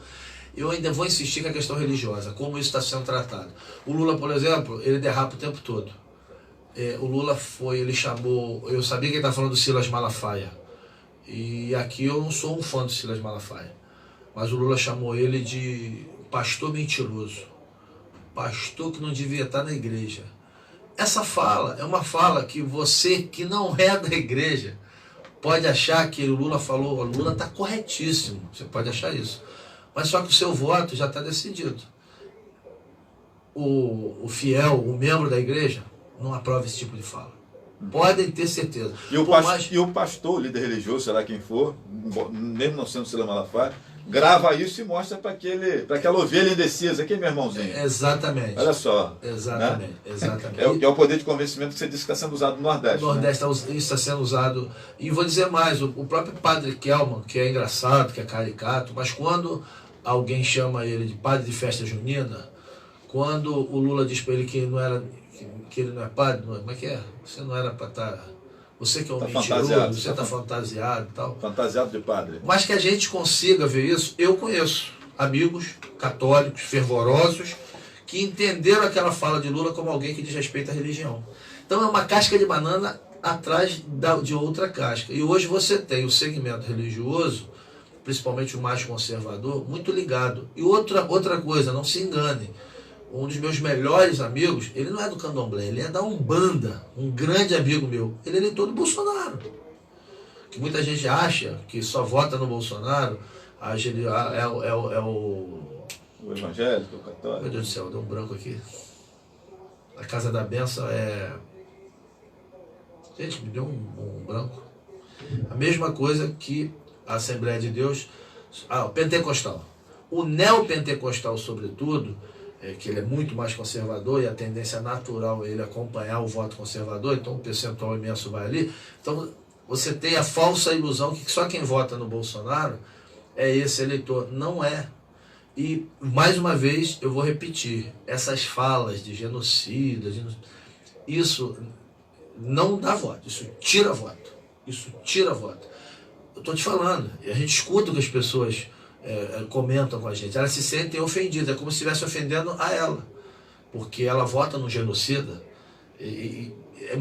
As ruas são maravilhosas. Alguém disse assim para mim, mas então o cara ele mente. Muito pelo contrário, é o momento que ele tem de falar o que ele sente é para o pesquisador. Ele pode mentir em casa, ele pode mentir para a mulher, ele pode mentir para o patrão, ele pode mentir para o pastor dele, mas quando ele encontra o pesquisador que não conhece ele, que ele não precisa se identificar, ele fala tudo o que ele sente. Fala tudo o que ele sente. Então, assim, é um termômetro. Eu fiz recentemente Búzios e fiquei muito impressionado, que é uma cidade bolsonarista, lá é mais de 60% de eleitores do Bolsonaro, assim como Friburgo também é bolsonarista. Mas o que eu percebi muito era um voto era uma fala de: vocês estão me chamando, eu que quero o atraso do meu país? Não, eu quero o melhor para o meu país. O entendimento desse cidadão eleitor é que ele está sendo atacado junto. Então, assim, isso para mim está muito claro, é assim que eu vejo. Eu entendo que essa é uma eleição que vai ser decidida, como eu disse, pelo voto religioso, e essa diferença do Nordeste tende a cair, e a gente vai ter emoção até o último minuto, porque os votos começam a ser apurados, ou pelo menos mostrados, ali, totalizados do Sul, e consequentemente os últimos são do Nordeste. Então a tendência natural, em determinado momento, você ter o Bolsonaro bem à frente, e a gente terminar a apuração vendo a diferença diminuindo. Como aconteceu no primeiro Exatamente. E a grande questão é essa. E assim, se vocês perceberem, até o Datafolha, acho que foi o Datafolha IPEC, que deu 53-47, com uma margem de erro, acho que é de 2, se eu não me engano, 53 menos 2, 51, 47 mais 2, 49. Então, você pode, e até eles que não conseguem mais, na minha opinião, tá, gente, não conseguem mais ler, fazer a leitura desse voto, talvez uma qualitativa, uma pesquisa diferente, com outro viés que não seja o quantitativo, pode até ser que dê essa visão. Mas até na dele está muito claro que você está num momento de empate. Nós estamos no empate. E hoje, eu vou dizer para vocês, eu vejo o Lula na frente, sim, o Lula está na frente, até porque o Lula estava mais perto da vitória, o Lula ficou a 1 ponto alguma coisa. Mas a virada de voto, ela acontece dos dois lados, mas tem acontecido muito mais a virada de voto do Lula para o Bolsonaro e outra coisa, que são os indecisos. A tendência natural, com a estabilização da economia, por isso que estão batendo tanto, é um pacote de bondades, que todo mundo faz. A Dilma não foi diferente, a Dilma foi um estelionato eleitoral, uma grande mentira que foi feito nesse país para que a Dilma fosse reeleita, né? E entrar no desespero, porque tudo que está sendo acontecido, inclusive hoje está uma fila imensa na Caixa Econômica, enfim, uma série de benefícios, e aí vai aquela discussão, como que essa conta vai chegar? Essa é uma outra história. O fato é que tudo isso há uma tendência natural de mexer principalmente com aquele que é mais simples, que não tem o voto ideológico. Entendam isso, o mais simples não tem o voto ideológico. Ele pensa, Lula ou Bolsonaro, o que é melhor para mim? Então alguém vai dizer, que eu era mais feliz, eu era mais feliz lá, pô, mas peraí, tá melhorando aqui. Aí começa aquela coisa e muda o tempo todo, tá? Na segunda ele vota no Lula, na terça ele vota no Bolsonaro. Eu vejo gente esclarecida falando que vota porque fulano aumentou o salário, como que o cara que recebe o Auxílio Brasil de 600 não vai influenciar? Gente esclarecida que inclusive nem precisa do tal do salário mínimo do INSS. Mas o cara faz uma questão danada de dizer, não, voto em fulano porque o salário aumentou aqui, então eu voto nele. Não interessa corrupção, não interessa sacanagem, não interessa venezuelana, não interessa nada disso. Se o cara sentiu que o bolso dele recebeu R$1 a mais com o Flávio, ele deixa de votar no Luciano, que é muito melhor que o Flávio. Assim. E aí, Flávio, eu quero também te mostrar uma outra coisa, que aí agora eu vou falar do outro lado. Eu conheço gente que fica falando o tempo todo perto do funcionário que quem vota no Lula é burro, quem vota no Lula defende bandido, quem vota no Lula... E o funcionário dele está calado ali. E o funcionário dele vai votar no Lula. E assim, ele acaba potencializando esse desejo e multiplicando. O cara vota até como um protesto contra esse patrão mala. Mas agora vem uma outra situação. Em que o Bolsonaro foi muito feliz, na minha opinião, no debate, quando ele mexe com aquela questão do complexo. Quando ele pergunta, Lula, como é que tu fez aquela caminhada lá dentro sem polícia, sem segurança? Porque o povo estava comigo. Todos nós sabemos que ninguém entra em favela sem a permissão do dono da favela. Eu fui candidato a deputado estadual, gente. Um simples candidato de Tanguá, que para entrar no morro... Ah, meu Deus do céu, ali no centro também. São Carlos e o outro é um do lado do outro. Eu sou muito ruim de nome assim, gente. Eu subi com o pastor... do Catumbi, do lado do Catumbi. É isso aí, são duas favelas imensas do lado do Catumbi. Inclusive a Raquel, que é minha pesquisadora aqui de Tanguá, Raquel passou mal, tremia, eu falei, calma. Ele falou, olha, vamos subir, que eu pedi permissão. E quando eu estava subindo, o chefe, ele veio numa moto, com mais duas ao redor. Um negro alto, forte, com 2 pistolas na cintura, com cordão de ouro, ele falou comigo, muito educado, diga-se de passagem, fique à vontade na comunidade. Subimos eu e o pastor Carlos Eufrásio e Raquelzinha, da Igreja Católica. Raquel quase morreu. E quando a gente chegou na esquina, não lembro se esse foi no Morro de São Carlos, estou tentando lembrar qual é o nome do outro morro, é um do lado do outro. Tem o São Carlos e o outro que é maior. Na curva uma viatura da PM, e a PM na tranquilidade, os PMs olhando o zap. Tranquilo, na curva ali. Ou seja, tudo acordado. Está tudo dominado. Quando a gente curvou, eu comecei a subir, eu já fui recebido por 5 homens de fuzis. E a gente subiu. É onde tem um campo de grama sintética. A Petrobras lançou o primeiro no Brasil, não sei se foi na América Latina, que a energia era produzida à medida que você corria. Mas placas já está tudo destruída, muito interessante. Se você vê umas plaquinhas embaixo da grama, à medida que você corre, ele faz um movimento, como as costureiras tinham aquela máquina, à medida que você vai correndo, aquilo vai produzindo energia. Muito legal. E eu perguntei se eu podia fazer uma live ali. Inclusive eu me senti no filme Tropa de Elite, não tenho lá Associação de Moradores, veio o cara da Associação de Moradores com a loura, igual, só faltou pedir o voto pro senador, 4, 5, não, que aqui é a comunidade, tal, consciência social, as mesmas palavras que eu vi no filme, me senti no filme. Eu perguntei se podia, ele falou, faz, mas você faz virado para cá. O lado de trás tinha uma vala imensa, toda pavimentada e muito lixo, uma galeria, mas com muito lixo, assustadoramente. Eu virei a câmera para cá, só que eu falando, gente, estou aqui, tal, bababá, a Raquel do lado, só que na minha frente tinham 4 homens armados. Na frente da Associação de Moradores, mais 2. E na saída, mais 3 ou 4 motos. Então, assim, eu só entrei porque o pastor Carlos Eufrásio, que segundo ele faz várias ações ali, de pressão, de tirada de documento, faz sopa ali, sopão todo sábado, não sei o quê. Então ele tem uma relação de acesso ali. Então o pastor Carlos Eufrásio, da primeira igreja batista do Catumbi, se eu não me engano, é que nos levou. A Raquel ficou... eu pensei que a Raquel fosse desmaiar. E eu falei, calma, segura a onda. Então, como é que você consegue fazer uma caminhada daquela lá sem autorização? Então vamos lá. Pô, Luciano, você quer dizer então que o cara é o candidato dos bandidos? Não, não estou dizendo isso. Eu estou dizendo que do lado de cá tem um monte de gente que só por ele ter feito isso não vota nele. Assim como o do lado de lá, só por ele ter usado o boné do CPX, né? Todo mundo dos que usa o boné do CPX é Solino vai votar nele. Só que a gente dividiu. Hoje eu vejo, é uma coisa esquisita. Esse meu amigo que é um bandista, o filho dele estuda no UFRJ. O filho dele é eleitor do Bolsonaro, mas ele não diz. Porque se ele falar, ele está lascado lá. Vocês estão entendendo? Aí vamos agora para o outro lado. Aquela pessoa humildezinha, lá da Casa da Benção que eu dei o exemplo, dependendo da igreja, ele não pode dizer que ele é eleitor do Lula, não. Dependendo da igreja, porque se falar vai dizer que ele está cultuando o anticristo. Então a gente está produzindo verdades, entre aspas, perigosíssimas, que já dividiu a sociedade brasileira. A sociedade brasileira está dividida. Inclusive eu fiz o seguinte, em São Paulo, quando eu desci em Congonhas, eu comecei a fazer entrevista. Eu falei, bem, como é que eu vou aproveitar para entrevistar dentro do aeroporto? Simples, pô. Ali você tem todas as classes sociais. Você consegue achar o que você quer ali. E assim eu fiz. O meu primeiro entrevistado foi um senhor que estava sentado, chegando de Minas Gerais, com a esposa, e ele kardecista e tal, e ele dando os motivos do voto pro Lula, do voto do Lula.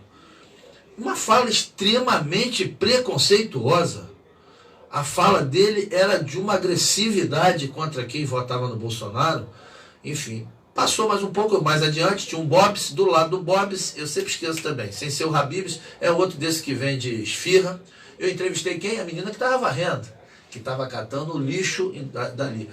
E aí ela deu a fala dela, olhou para um lado para o outro e disse que votava no Bolsonaro. Eu já senti que ela tinha que ter um cuidado ali. Assim como eu peguei um segurança muito educado, que sinal era no dia do aniversário dele, chamado Wagner, sentado assim, um segurança, e aí a fala preconceituosa dele já foi o contrário. Ele com muito medo, querendo me testar, e eu fui deixando ele à vontade. A fala dele, ele bolsonarista daquele raiz mesmo, a fala dele era, pô, eu não voto em quem defende vagabundo, quem vota em Lula é vagabundo, quem vota em Lula é traficante, quem vota em Lula é bandido. Então assim, a gente está numa divisão perigosíssima. Mas isso foi fomentado lá por cima, porque os dois grupos incentivaram, potencializaram, inventaram e a gente caiu na armadilha que a gente não tinha possibilidade na terceira via, que tinha. Só que a gente se iludiu. E São Paulo eu vi isso também, para governador. As pessoas mais sensatas que eu entrevistei votavam no Rodrigo Garcia, com a fala de gestão. Olha, eu vou escolher, por causa... Ele pegou, saiu, o Dória saiu, deixou alguns problemas, ele está fazendo muito bem. Era o eleitor de gestão. O eleitor do Haddad, raramente eu peguei alguém que não fosse porque era o Lula. E do Tarcísio mais ainda, que por sinal o Tarcísio é um grande quadro. Ele demonstra um futuro. Para mim, a maior ganhadora da campanha presidencial, para mim, foi a Simone Tebet, que ela saiu muito grande. Não sei se ela vai diminuir agora, vai depender de como ela vai tocar daqui para frente. E o Tarcísio demonstrou ser um homem que pode ser até presidente desse país, se não demorar. Ou melhor, ele maturando mais para frente pouquinho, fazendo um governo bacana, fazendo um governo bacana, ele pode se pensar. É um cara muito equilibrado, diga-se de passagem. Mas enfim, gestor, né? Os dois grupos potencializaram. Esse foco de engenheiro, né, de obra, esse negócio todo, que é uma coisa que impressiona. Os dois grupos potencializaram essa coisa de que não cabia uma terceira via. E aí você radicaliza em cima da rejeição. São as duas maiores rejeições do país. A rejeição do Bolsonaro é de 50%, gente. Eu aprendi que com 50% não se ganha eleição. Só que o de Lula é 46%, com 46% também não se ganha eleição. Alguém vai ter que ganhar. Os dois mais rejeitados desse país. Então uma coisa assim, é difícil você falar qualquer coisa. Eu acho que vai entrar para a história. Eu acho que nenhuma outra eleição vai ser tão apertada e tão disputada como essa de presidente. Eu também entendo também que vai ser uma coisa muito pau a pau ali, muito parelho, muito... É claro que tudo que acontece aqui embaixo, gente, acontece lá em cima. E vice-versa. Só muda a proporção. Quando a gente vê um vereador comendo um churrasquinho com um prefeito e no churrasquinho acertando uma nomeação, lá em cima é a mesma coisa. O presidente da República está no jantar com um deputado, com um empresário, e ali já decidiu aquela emenda que vai e o empresário que vai fazer. É a mesma coisa. Então, esses acertos, eles existem. E assim como a gente sabe que tem acordo de venda de resultado de pesquisa, porque eu vi em Silva Jardim, modéstia à parte, eu fui o único que acertei o resultado de Silva Jardim. Todo mundo errou. Só que eu não registrei a pesquisa. Talvez se vocês forem lá no site do TSE, vocês vão achar talvez umas 10, 12 pesquisas registradas da DART. Eu já fiz mais de 100. Só que assim, a pesquisa registrada, ela te imputa, é um trabalho maior, ela é muito mais cara. Eu respondi 5 processos, tá? Eu ganhei os 5. O último foi Sérgio Soares, que moveu contra mim, quando a gente publicou a pesquisa que Delaroli estava 15% na frente dele. Só que a pesquisa agora vai ficar pior ainda, né? Eu só podia publicar 7 dias depois. Então, realmente, quando eu publiquei, Sérgio estava já empatando com o Delaroli. Só que, estrategicamente, o dia, que foi a matéria paga, colocou o resultado da pesquisa, Delaroli 15% na frente de Sérgio, e pequenininho, pesquisa do dia tal. Você tinha que pegar uma lupa para enxergar. Mas faz parte da estratégia. Estratégia de comunicação. Foi o último processo que eu respondi. Sérgio Soares, que eu sou amigo do filho dele, inclusive. Eu respondi processos em vários lugares, ganhei todos. Inclusive o Serafini, que é alguém que eu não gosto. Para mim, ele é um cara... o que ele fez, da forma que ele me atacou, ele é um cara que muita gente acha que o deputado Serafini é espetacular. Para mim, é um cara indigesto, que eu nem cumprimento Flávio Serafini. E é uma questão particular. Mas, enfim, eu vi Silva Jardim, se comprou uma pesquisa. Se publicou uma pesquisa, pode pesquisar o nome aí do Instituto, comprada aquela pesquisa. E tiveram a cara de pau de dizer que o Napim, o Fabrício Napim, tinha 27%, se eu não me engano, 37%. Acho que botaram 17% na frente do segundo colocado, que era o Juninho Peru, que jogaram a Mayra para terceiro. Eu tinha feito a pesquisa na mesma semana que dava a Mayra na frente com 8%. O Napim em segundo e o Juninho coladinho, que foi o resultado que prevaleceu. Eu lembro que eles chamaram na época. Eu disse, eu mantenho o que eu falei para vocês, porque eu fiz essa pesquisa, nós trabalhamos aqui. E aquela foi vendida, eu não sei quanto se pagou. Então se vende, se entrega resultado. E eu não posso dizer para vocês, cegamente, que não houve. Assim como eu também não posso dizer que houve, porque eu errei Macaé.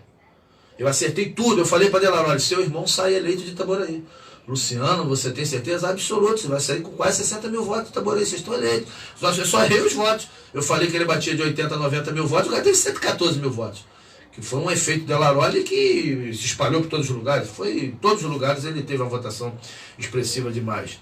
Mas Macaé, por exemplo, eu errei. Agora eu errei por quê? Porque no disco, quem me contratou pediu que eu colocasse alguns nomes. É uma induzida de deputado, que é uma coisa que não se deve fazer, porque você tem 1000 candidatos a deputado. Então eu boto 10 e te digo, se você não quiser votar em nenhum daqueles 10, que você pode citar outro. Mas o fato daquele outro não estar ali, isso induz.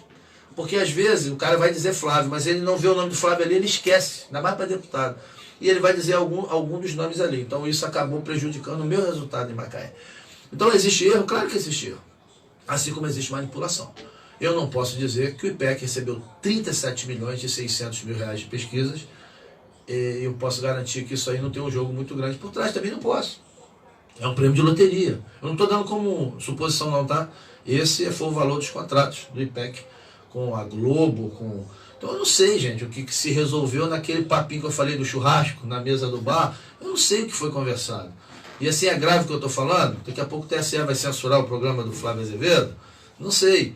Mas assim, também a gente já viu de tudo. Eu sou do bastidor da política. Eu já vi coisas assim inacreditáveis que não dá nem para contar, que vão dizer que eu estou mentindo se eu falar. Então assim, mas também vou repetir. O que existe hoje é uma tendência a um voto que ele vai se multiplicar, que é o voto desse mais simples, que vai partir, vai sair de casa com a faca no dente. Esse que foi chamado de burro, esse que o pastor vai engajar ele ali pela questão religiosa, a questão da família, que muita gente está debochando, nem tanto, né? Lá atrás eu vi algumas pessoas debochando e agora vão pagar o preço. Eu vou repetir, aqui não se trata da opinião do professor Luciano, aqui se trata de um fato. Essa é uma agenda muito cara a um país que tem 90% de cristãos, pô. Então não esquece, é essa pauta que vai decidir a eleição.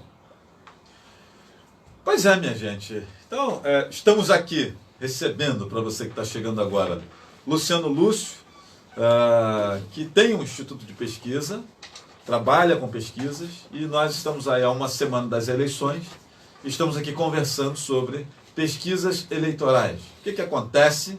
Nós vimos aí diferenças tão grandes, né? Na última eleição, por exemplo, dava-se a Dilma como eleita senadora por Minas Gerais. Sim, né? pô. E não foi. Então, esses erros que nós vemos aí, onde os institutos de pesquisa tentam alavancar nomes da esquerda, não é de hoje, minha gente. Não é dessa eleição de 22, não. Mas deixa eu dar 2 exemplos, sabe? Porque eu lembrei. Esses 2 exemplos para mim são importantes. Um, que todo mundo conhece, e não foi erro, na minha opinião, do Instituto, e outros, que eu não sei se eu já contei na rádio, mas eu vou contar, que envolve o prefeito de Rio Bonito, o Peixe.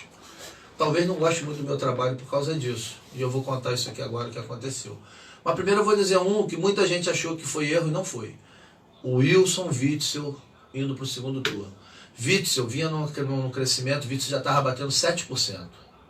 Aquele debate, e aí, Flávio, eu vou dizer que aí o debate faz a diferença. O Romário teve um desempenho de vereador de primeiro mandato do interior. Então, assim, ali as pessoas ficaram sem saber. E agora? Não quero votar no Eduardo, que era dito candidato do Cabral, né, do grupo do Cabral. E aí você tinha toda uma situação que se juntou. Momento lavajatista, o cara era um juiz, era um outsider, era alguém fora da política, as pessoas queriam, né? Foi uma demonização da política, que eu sempre, né? A Marina ajudou lá atrás dizendo nova política. Não é nova política, a política é feita à risca, era só isso. As pessoas começaram a achar que tinha solução fora da política, e aí juntou o voto conservador, que é esse voto silencioso. César Maia lá na frente, o falecido Haroldo Oliveira lá embaixo. A movimentação via Zap foi assustadora, eu era candidato, então eu recebi muito zap, e era impressionante, porque os zaps vinham, aqui, eu vou votar em você. Aí você tinha lá Flávio Bolsonaro, Wilson Witzel, Bolsonaro, Haroldo Oliveira. Eu falei, pô, as pesquisas não foi um movimento que não se mediu, foi uma decisão. Porque eu parti agora, na reta final, faltando 5 dias para a eleição, eu tinha 60% de indeciso para deputado. As pesquisas davam 60% de indeciso.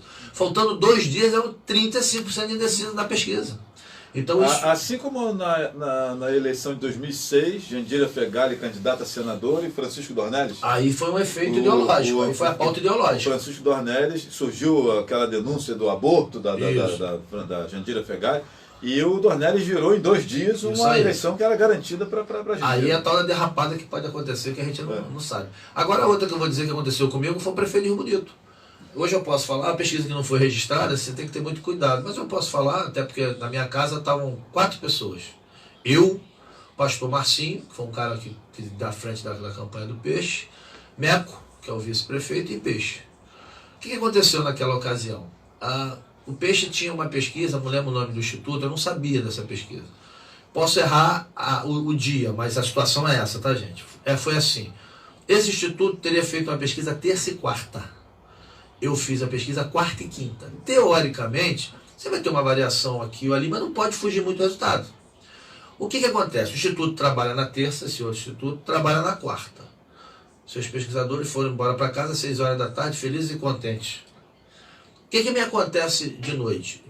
Nessa quarta, que pode não ter sido quarta, como exemplo, que foi o último dia da pesquisa desse instituto, foi o meu primeiro dia. O que acontece no primeiro dia da minha pesquisa? Às 8 horas da noite, o Jornal Nacional encerra. Todo mundo esperando para ver a novela. Renata Vasconcelos dá a seguinte notícia.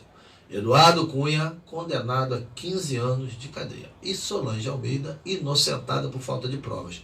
Quando os meus pesquisadores vão para a rua na quinta-feira, era uma sensação em Rio Bonito. Solange pode ser candidata, Solange pode ser candidata. E quem eram o grosso dos eleitores da base de peixe? As viúvas e viúvos da Solange. Porque você tinha um grupo muito consistente de Marco, você tinha um grupo muito sustentável e consistente do atual prefeito, que é do prefeito à época, que era o Mandiocão, e você tinha, esqueci quem? Esqueci alguém? Aécio Moura. Não, Aécio Moura também. Aécio é o cara que ele ia ser prefeito. E aí foi um cara que focou numa pauta conservadora, teve dificuldade de entender que precisava abrir um diálogo, e ele foi se perdendo. Mas o Aécio, consequentemente, ia ganhar aquela eleição, não era o Peixe. Essa é a minha opinião. E vinha numa crescente e de repente desabou. Algumas coisas aconteceram também, e essas coisas foram para a rua e destruíram. Coisa interna, de candidatos a vereador insatisfeitos. Como coisas familiares, problemas assim então. Mas aí o Peixe, o que aconteceu? Houve uma migração. Então, uma pesquisa deu Peixe em segundo, com 16%, e a minha deu Peixe lá no final com 4%. Eu lembro que o Peixe não se conformava com aquilo. E eu tentando explicar. Você tem que entender que aconteceu um fato novo. Aí é o tal do fato novo. Aquele fato novo da noite mexeu. E o Peixe ganha aquela eleição porque o Peixe vai para o interior. E enquanto todo mundo fazia um movimento de grande Rio Bonito, ele vem do interior. E esse voto interior é um voto muito fiel. O Peixe foi gastando sola de sapato, foi fidelizando aquele voto. E aí ele consegue ter 2 eleitores. O que ele fideliza, que já estava cansado de Marco, já estava cansado da Solange e tal. E aquele que realmente queria uma mudança na cidade, mas não acreditava. Rio Bonito é sempre os mesmos. Até que o pessoal olhou e falou, peraí, eu acho que vai dar. Né? Mas enfim, estou dando um exemplo de pesquisa, eu não errei a pesquisa, aconteceu um fato. E o outro eu já contei aqui, que eu só vou repetir, esse é o mais emblemático de todos, que é o Bom Jesus Itabapoana. Só para acrescentar, eu escrevi um texto sobre voto útil, de muita gente que estava indecisa, e falei que dos candidatos novos que tinham chance de vencer Solange era o Peixe. Tem uma pessoa da... E eles compartilharam amplamente esse texto lá entre os eleitores deles. E tem um colaborador de campanha que Solange falou, não quero você mais comigo, e o cara foi lá e ajudou o Peixe. Então. E aí, então, naquela questão do recurso que chega, da noite para o dia, isso também acaba trazendo uma diferença de vai potencializar isso. Tem uma personalidade da cidade de Bonito, que eu não vou dizer o nome em respeito, que na véspera da eleição essa pessoa esteve comigo. Depois que sair daqui eu vou contar só para o Flávio. E essa pessoa falou para mim assim, Luciano, eu estou cansado, quase que eu falei aqui, eu vou falar nem se... Estou cansado, vou falar assim, eu estou cansado, falar igual o Mussu, para não saber nem se é homem ou mulher. Eu queria mudança. Você acha que Peixe tem chance? E aí eu falei, olha, na minha opinião sim, é quem está numa crescente, na reta final ele tem uma crescente. E ela falou, não, acho que eu vou votar nele. É aquela questão da... Mas enfim, só para fechar, mais uma vez, para quem não ouviu, eu também não vou contar a história toda, mas Branca Morta, Bom Jesus Itabapoana, eleição ganha, 18% na frente do segundo colocado. Me pergunta, ganha a eleição? Eu digo, bem, se não acontecer um fato novo, chegou a eleição. E o que acontece? Na sexta-feira, eleição no domingo, o cara que era terceiro lugar vai fazer uma live e morre ao vivo, cai no colo do filho. Pô. Paulo César Cirilo, não lembro o sobrenome dele, um médico. Terceiro lugar, 28 pontos atrás da primeira colocada e, no caso, 10 pontos atrás do segundo colocado. Ele morre ao vivo. O filho diz, pai, ele morreu. O que o filho, tinha o mesmo nome do pai, filiado no partido do pai, faz no sábado, muito emocionado? O jovem disse, olha, eu não pensei nisso na vida, mas era o sonho do meu pai. Esquece, filho. O voto ele é muito mais emocional do que racional. O moleque deu-lhe uma porrada na urna, está governando até hoje, Bom Jesus estava voando. Aí você olha a pesquisa errou. Não, a pesquisa não errou, você teve um fato novo. Só que a gente está falando no Brasil é um negócio diferente. Você via justamente uma mobilização e um convencimento. Me permita recorrer aqui a Muniz Sodré, que é o papa da comunicação, inclusive tem um ensaio chamado A Comunicação do Grotesco. Eu li bastante Muniz Sodré quando eu estava na faculdade. É mais ou menos o que você está falando aí. Muniz Sodré ele fala da comunicação, né, e teoriza a comunicação falando desses fatos assim. Quando você potencializa isso, né, você consegue ainda mais esse efeito espetáculo. Né? E aí tem um sujeito chamado Guy Debord, lá dos anos 60, é um pensador francês, que fala sobre a cultura do espetáculo. Eu li esse cara bastante também quando eu estava na faculdade. E o debate político na televisão, meus amigos, nada mais é do que um debate. 70% ou mais das pessoas que estão assistindo, e aí eu estou falando como profissional de comunicação, que tenho formação para montar um negócio daquele lá. Luciano está falando aqui como cientista político para entender as impressões da rua. Eu tenho a formação de comunicação social para mexer com a sua sensibilidade.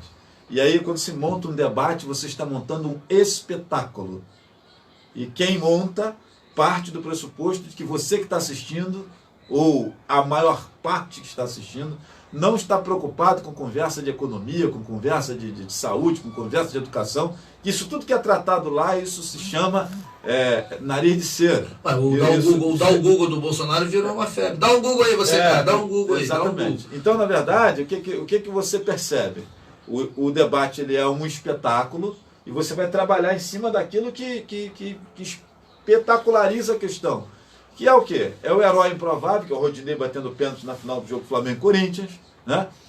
É o Padre Kelman que aparece naquele primeiro debate, que nunca ninguém viu falar no Padre Kelman, e roubou a cena do debate. O último debate, pô. O último debate agora da Bandeirantes, Não, né? dele, foi no primeiro turno, as foi o pessoas, cara, Bolsonaro e Lula, um perto do outro, eles vão sair na porrada. Ninguém estava prestando atenção no que seria de assunto, efetivamente, da pauta para o país. A não ser o cara que tem um pouco mais de inteligência, e que é só 5% segundo as estatísticas. A grande maioria estava ali para assistir um espetáculo. Daqui a pouco mais Lula e Bolsonaro vão sair no pau. E aí quando o Bolsonaro fala assim, Lula, vem cá, fica pertinho aqui. É agora.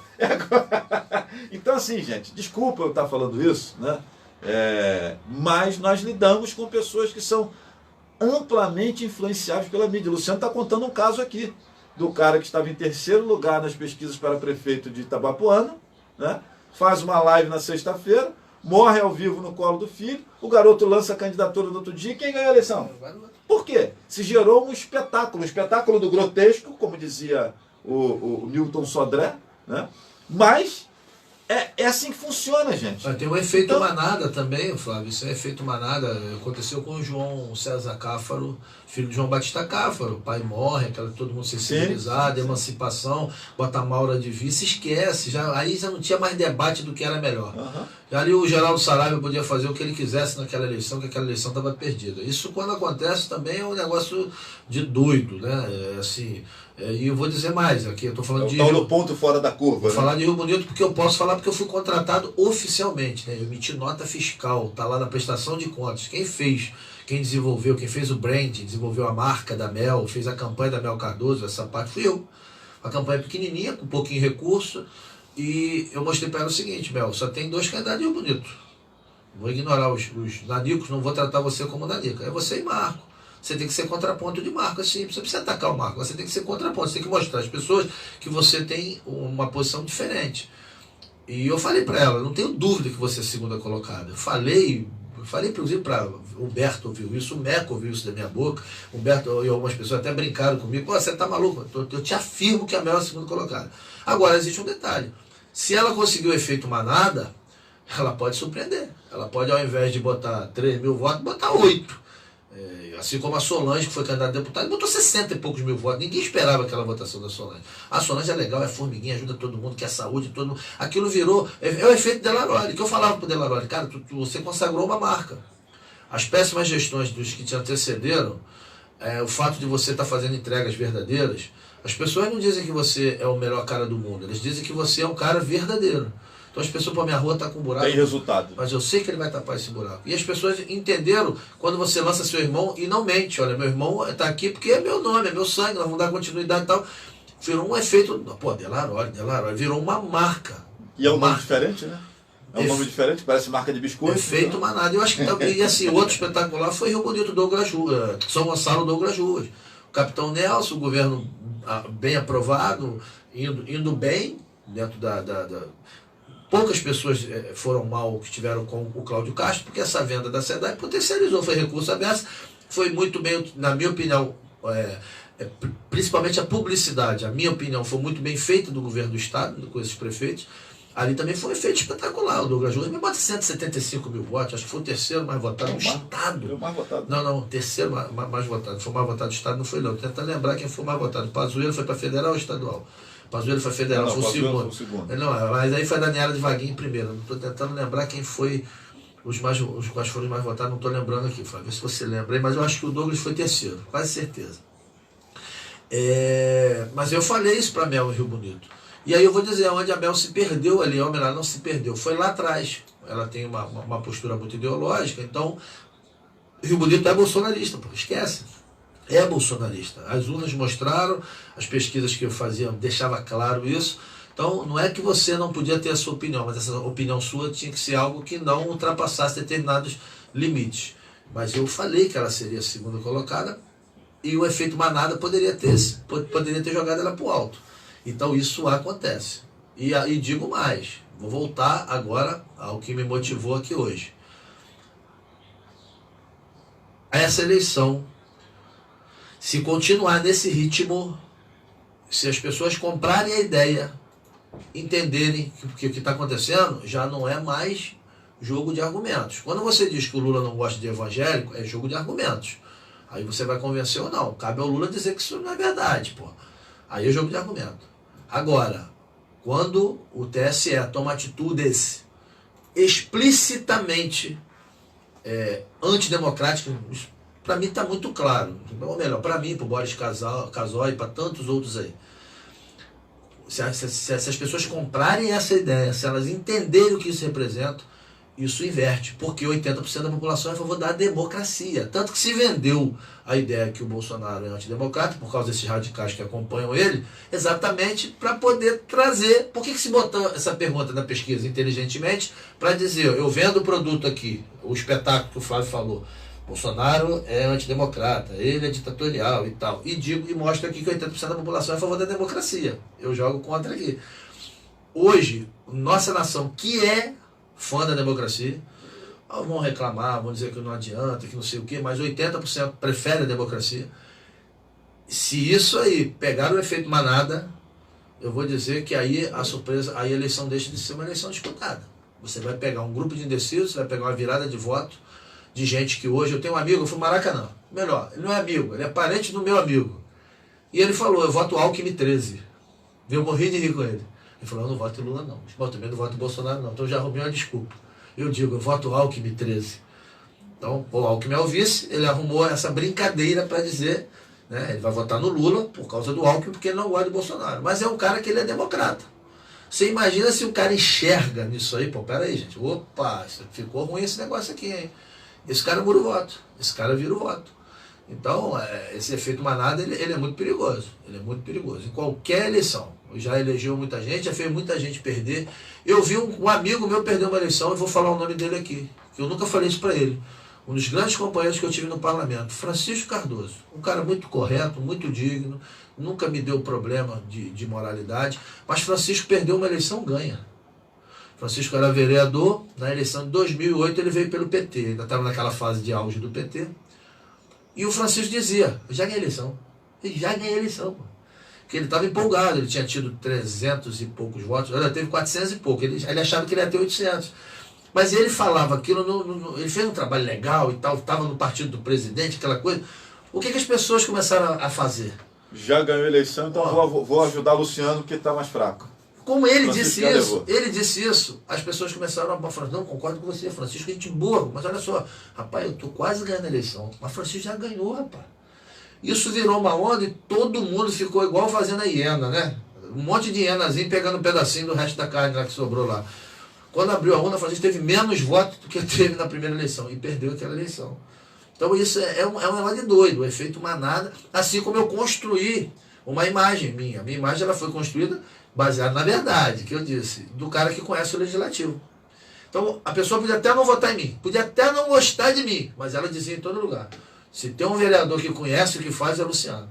Porque eu criei baseada em fatos. E essa imagem minha, ela começou a ser muito bem vendida. Até hoje muita gente fala, pô, o melhor vereador da cidade, aquela coisa toda. Isso é muito relativo, mas melhor vereador. Qual foi o assunto? Qual foi a pauta? Em que sentido? Claro que vários colegas desempenharam papéis mais importantes do que os que eu desempenhei em determinado momento. Mas essa imagem, ela ficou ao ponto de, recentemente, eu tive com 3 colegas hoje, que são vereadores, que eles falaram isso para mim, que fiquei até muito orgulhoso. Mas é porque a gente construiu essa imagem, né? Enfim. Em Rio Bonito, por exemplo, Humberto Belgos é um cara que tem uma rejeição muito grande, mas todos que o rejeitam faz sempre essa observação. Exatamente. É extremamente inteligente e conhece aquela casa como ninguém. Pois é, e pode ter certeza que uma fala dessa no Principalmente bar... quem é crítico dele sempre fala isso. E às vezes o cara tá no bar e diz o seguinte, eu não voto nesse tal de Humberto, não. É ruim de eu votar, mas vou te falar um negócio, o cara conhece. Aí o cara tá do lado ouvindo, e ele fala, rapaz, aquele meu vizinho pediu pra votar no Humberto. Esse cara aqui tá falando no Humberto, eu vou votar no Humberto. Você pode ter Tá certeza. falando mal, mas deixou um elogio, né? Deixou elogio. Ó, o cara tá falando mal e disse que o cara conhece, eu vou votar nele. Isso é um negócio espetacular, um fenômeno. É o terceiro, né? O terceiro... É um fenômeno. Assim como o Mandiocão, cara, em 92, ninguém pode esquecer. Todo mundo debochando, o nego fazendo carreata e o cara com um monte de cavalo. Só que aquilo, né? Até hoje, como é que é? O grito dele era... Vamos que vamos. Vamos que vai, acabou! Aquele negócio, todo mundo na brincadeira, essa tal de brincadeira, efeito manada. O cara ganha uma eleição, ainda que tenha sido uma eleição disputada, 500 para lá, 500 votos para cá, mas ele teve um... Então, assim, o voto, ele sem partido, sem... O voto, ele é infinitamente mais emocional do que racional, eu não tenho dúvida disso. Você perguntou pelos candidatos, os eleitos a deputado estadual. Márcio Canela em primeiro. Foi o Canela junto com a Daniela de Vaguinho. Douglas Ruas em segundo. Então ele foi segundo. Renata Souza em terceiro. E aí vem Delaroli em quarto. Rosenberg Reis. Não, eu tô deputados estaduais. Então, o Delaroli é estadual, pô. Estaduais. Então ele foi quarto ou quinto. Não, ele teve ainda, o doutor Serginho teve na frente dele também. O doutor Serginho teve 121 mil, acho 122. E o Delaroli teve 114, quase 115, acho que foi isso. Delaroli 114. É isso aí. Ele vem depois do doutor Serginho. É Márcio Canela, Douglas Ruas, Renata Souza, Rosenberg Reis, doutor Serginho e Delaroli. Delaroli, é isso aí. Depois o Thiago Galhaço, irmão do Bruno Galhaço, que é outro cara que surfa numa onda muito engraçada, né? Isso aí. Acho que merece isso que o Luciano está falando. O Thiago Galhaço é irmão do Bruno Galhaço, que é inimigo de Bolsonaro. É isso e aí. o Thiago Galhaço, ele vem aqui e cola no Bolsonaro. É isso aí. E isso dá uma... Isso gera um espetáculo. É isso aí. Vai lá, porque o Thiago Galhaço é ator também, É isso aí, etc. Então é um rapaz bonito também, aquela coisa toda. Então isso gera... Se eu não me engano, não sei se é 1 milhão de seguidores que o cara tinha. O negócio é 114.155. Olha a votação. 102.038. Esse cara não teve campanha de rua. Esse cara não teve engajamento. Garoto de Zona Sul. Isso é... Não precisa dizer, aí vem o voto ideológico, o voto do Pazuello, pô. O Pazuello teve 26 votos do seu Jardim. Então, assim, o cara teve. Acho que o Pazuello acho que foi o segundo mais votado para federal, não foi? Dá uma olhadinha pra mim. Deixa eu abrir aqui. Acho que ele teve 200 e tantos. Federais, Daniela do Vaguinho em primeiro, 213 mil. E o Pazuello em segundo. Pazuello em segundo, 205 mil. 205 mil. Aonde me diz você, quem viu um adesivo do Pazuello, um santinho do Pazuello, uma proposta do Pazuello? Pelo contrário, porrada rufou no Pazuello, né? No lombo, mas é o que eu tô falando, é o efeito contrário. Só de raiva. E aí você tem dois expoentes aqui você tem uma esquerda também, né? Talíria Petroni, que para mim, eu acho os deputados de esquerda bem inteligentes. O Molon, esses caras Freixo, né? Molon é outro nível. Chico Alencar, Valder Carneiro. Mas eu acho essa Talíria Petroni burra. Eu não gosto dela, não. Acho ela, mas assim, não é ela que é ligada a Marielle? A Marielle, exatamente. Então tem toda essa questão mas também emocional. Mas é o nome da esquerda que foi mais votado. Então, mas tem o emocional, sim, tem um simbolismo. Tem um simbolismo. É um espetáculo. Tem um simbolismo. Quem matou a Marielle? Ninguém descobriu até hoje. Ela assumiu esse lugar da Marielle, né? Porque também tem a mesma pegada. Também é lésbica, Aí depois o doutor Luizinho Altineu Curtis e o Tarcísio Mota, outro nome da esquerda também, que vem forte no top 10. O professor Tarcísio também é um cara muito inteligente. O Otônio de Paula, da direita, também vem no top 10. É aquele cara bolsonarista raiz, aquela coisa. Lindbergh Farias, também eleito, né? Então o Hélio Negão, todo mundo. Então você percebe esse espectro de esquerda e direita muito próximo ali, dando esse viés de que a sociedade realmente está divididíssima, e não vai ser a eleição do Lula ou Bolsonaro que vai resolver isso, né? A sociedade está dividida. Deixa eu mandar aqui alguns abraços, gente, né? Porque falamos desde o início aqui, e eu esqueci de mandar abraço aqui para a galera. O Odilmar Azevedo diz que o Brasil vai continuar crescendo dia 1º com o governo que mudou a história do país. Amanhã será 22, diz ele aqui. Raquel Ferreira, boa tarde para ela. Minha amiga Rosiane de Souza. Raquel, desculpa. Raquel Ferreira. De Itanguá, não sei. Será que é a Raquel que eu falei? Com um chapeuzinho na cabeça. Será que é ela que subiu? Eu acho que é ela mesma. Raquel, eu acabei de contar a nossa experiência.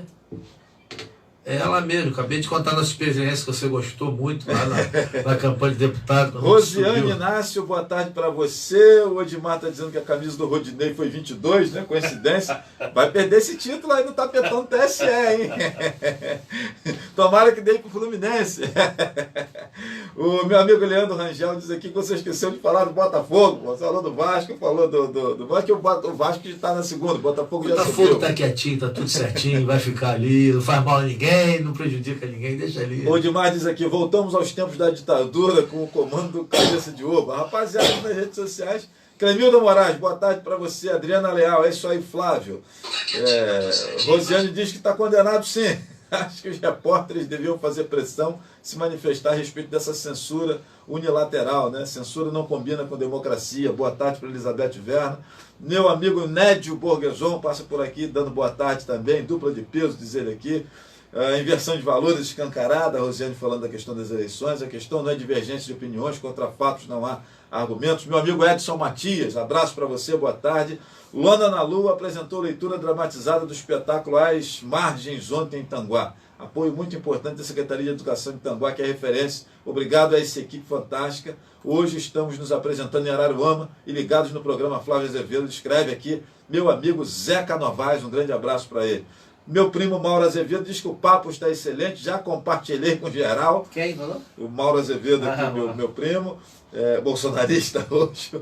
O Edson Matias diz que o 22 vai ser reeleito no segundo turno no dia 30 de outubro, com mais de 60 milhões de votos válidos.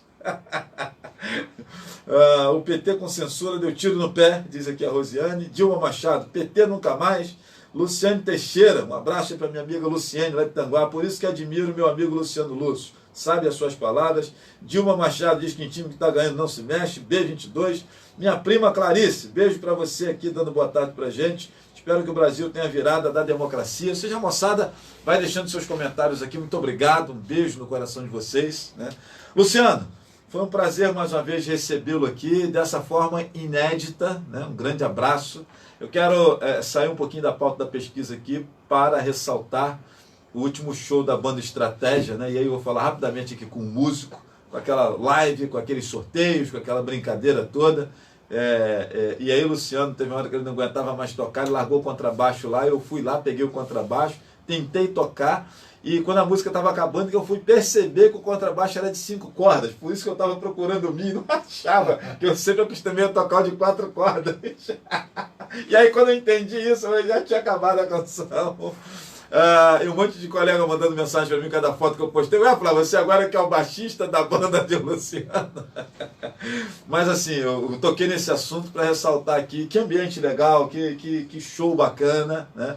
Parabéns a todos os integrantes da banda, Sheila, o Ângelo, a moçada toda, e ao Luciano com essa coisa bacana das lives.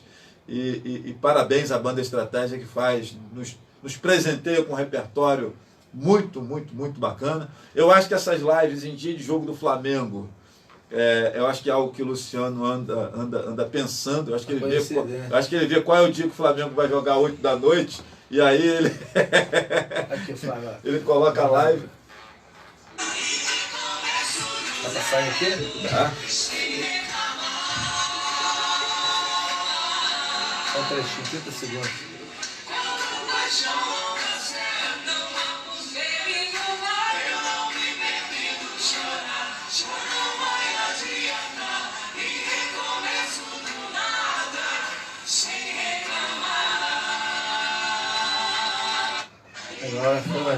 Tá aí, galera. Banda Estratégia, comandada pelo meu amigo Luciano Lúcio. Com muito orgulho. E lá no Quilomania Gourmet. 26 de novembro. Foi que dia aquilo? Foi que dia? Não lembro mais não. 2 semanas atrás, né? Não lembro mais não. Foi bem bacana. 26 de novembro tem de novo? Vai ser 26 de novembro lá, no Quilomania de novo. Quilomania Você já tem cadeira cativa lá, né? Botafoguense, se você quiser eu toco até um forró pra você lá. Você toca tão baixo que ninguém ouve. É isso, gente. Um abraço aí pra toda a galera. Assim. E aquele público, né? Que por fim acho que a gente até começa a se conhecer, né? Porque aquela rapaziada que acompanha ali também, aquela mesma moçada que acompanha. Então, galera, bem bacana.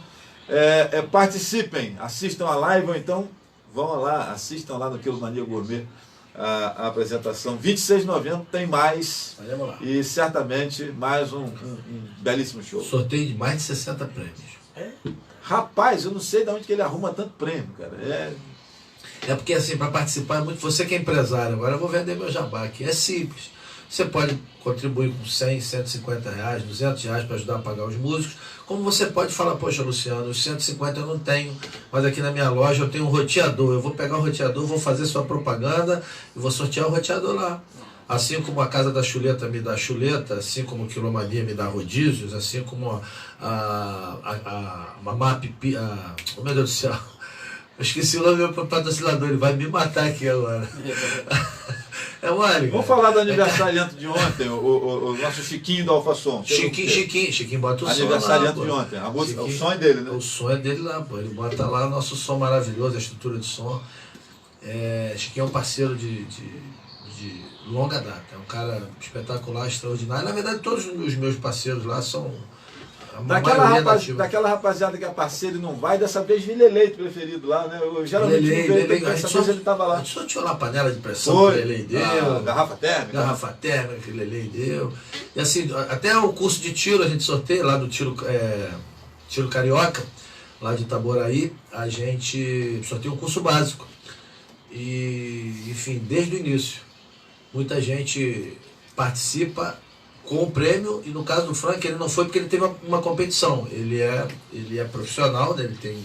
Ele é atirador amador, não, ele é atirador, como é que se fala, que disputa? É profissional, mas tem um outro nome que se dá. Então ele estava numa competição, uma coisa assim, ele estava numa competição, mas ele, além do prêmio, ele faz questão, ele compra lá 4 meses. Então todo evento tem 200 reais do cara, ele está presente, ele curte, não gosta de não estar presente. Enfim, é muito legal. Hoje, eu digo para você, Flávio, que se eu partir só com a turma que já é cativa, eu já coloco 25 mesas em qualquer local que a gente fizer a live. Então, assim, é um projeto que ele se banca. Ele se e sem falar que é a oportunidade, às vezes, de você encontrar alguns amigos que há muito tempo você não vê, né? Eu sou um pouquinho mais novo que o Luciano, e tem uma galera da geração dele e da minha também, um pouquinho acima, que de vez em quando está lá também. Na última que teve ali no Container, encontrei lá Gilson Peixoto, vereador do município, que tempo que eu não vi. Marco Aurélio veio do Amazonas. O cara lá, o aviador lá. Veio do Amazonas. Pô, legal, cara. Era aniversário dele, ele ver veio. Essa rapaziada assim, muito bacana. Deixa eu consertar aqui, mega massa, cara. É porque ó, Casa das Massas participa, que o jantar na Casa das Massas, 7 de maio. Você não viu nada dessa vez não, Flávio? Não. Só fiz sorteio lá pro cara que o pessoal que nunca tinha. O pessoal que nunca tinha ganhado nada, eu fui sortear, saiu. Flávio comprometeu o meu evento. Flávio falou, peraí, gente, o sorteio tá saindo os mesmos nomes aqui, porque tem que pegar na curvinha. Aí o desgraçado saiu tirando nome que nunca saiu. Aí eu falei, rapaz, Flávio, você tá me complicando, Flávio. Achei, Orivaldo, uma maçaroca de papelzinho assim, lá no cantinho do saco. E, pô, nego balança o saco, mas aquele bolinho tava lá. Fui lá naquele bolinho, puxei todo mundo de lá e saiu gente nova. Os sorteios, eles são fantásticos. Porque o sorteio, por exemplo, tem uma patrocinadora que ela dá 300 reais. Ela paga a caixinha da Sheila Sá e tal. Então, a cada 10 reais o nome entra uma vez. Então, se ela dá 300, o nome entra 30 vezes. Então, teve um evento que ela foi, com 30 vezes o nome no saquinho, não saiu nenhum. No outro que ela não foi até engraçado, porque o nome dela saiu 4 vezes numa sequência. Ela. Um negócio assim. Então o sorteio é uma coisa que também mobiliza, todo mundo acaba interagindo. Não, e é divertido. E às vezes a pessoa quer ganhar aquilo que ela quer ganhar, ela ganha. E assim, acho que o mais simbólico do sorteio foi o caso da Jacuru Calçados. Ela me deu um monte de prêmio, 300 reais de prêmio. E ela tá lá. Ela ganhou um relógio de parede. Mas a alegria dela com a desgraça do relógio de parede, porque não é o valor. Porque se fosse comparar valor, ela deu mais de 300 reais de prêmio. Ela deu bola, deu meião, deu shot. E ela ganhei! Ela pulava com o relógio de parede, porque é o lance de você estar ali naquela ser margem. Sorteado já é um negócio bacana, né? Pô, muito legal. Tem aquele cara que fala assim, eu não ganho porra nenhuma, cara. Esse negócio não vou nem prestar atenção, eu nunca ganho nada. Aí quando o cara ganha, é aquela alegria. O lance de eu botar todo mundo que trabalha no estabelecimento, todo mundo que está presente, todo mundo que trabalha participa. Então o funcionário ganha, ele também, isso é muito Agora, legal. eu acho que o nosso solista Ângelo corre risco, porque aquele cara que cantou lá, O Leonardo. Rapaz, o cara mandou bem, O rapaz. cara manda bem. Mandou bem. Luciano, palavras finais pra gente se despedir. Foi um prazer, meu irmão, te receber aqui mais uma vez. Abraço grande. Obrigado, Flávio, agradecendo e espero que as pessoas tenham consciência de que a relação familiar, a relação de amizade, ela é mais importante do que tudo isso que está aí. A gente tem nossas convicções, isso é muito sério, você tem que entregar aquilo que você acha que é o melhor para o teu país, mas eu fico muito preocupado, né? A gente vê tantos casos de familiares que não se falam mais, porque um é Lula, o outro é Bolsonaro. Quando isso começou lá atrás, a gente achava engraçadinho. Ah, lá o irmão brigou com o outro.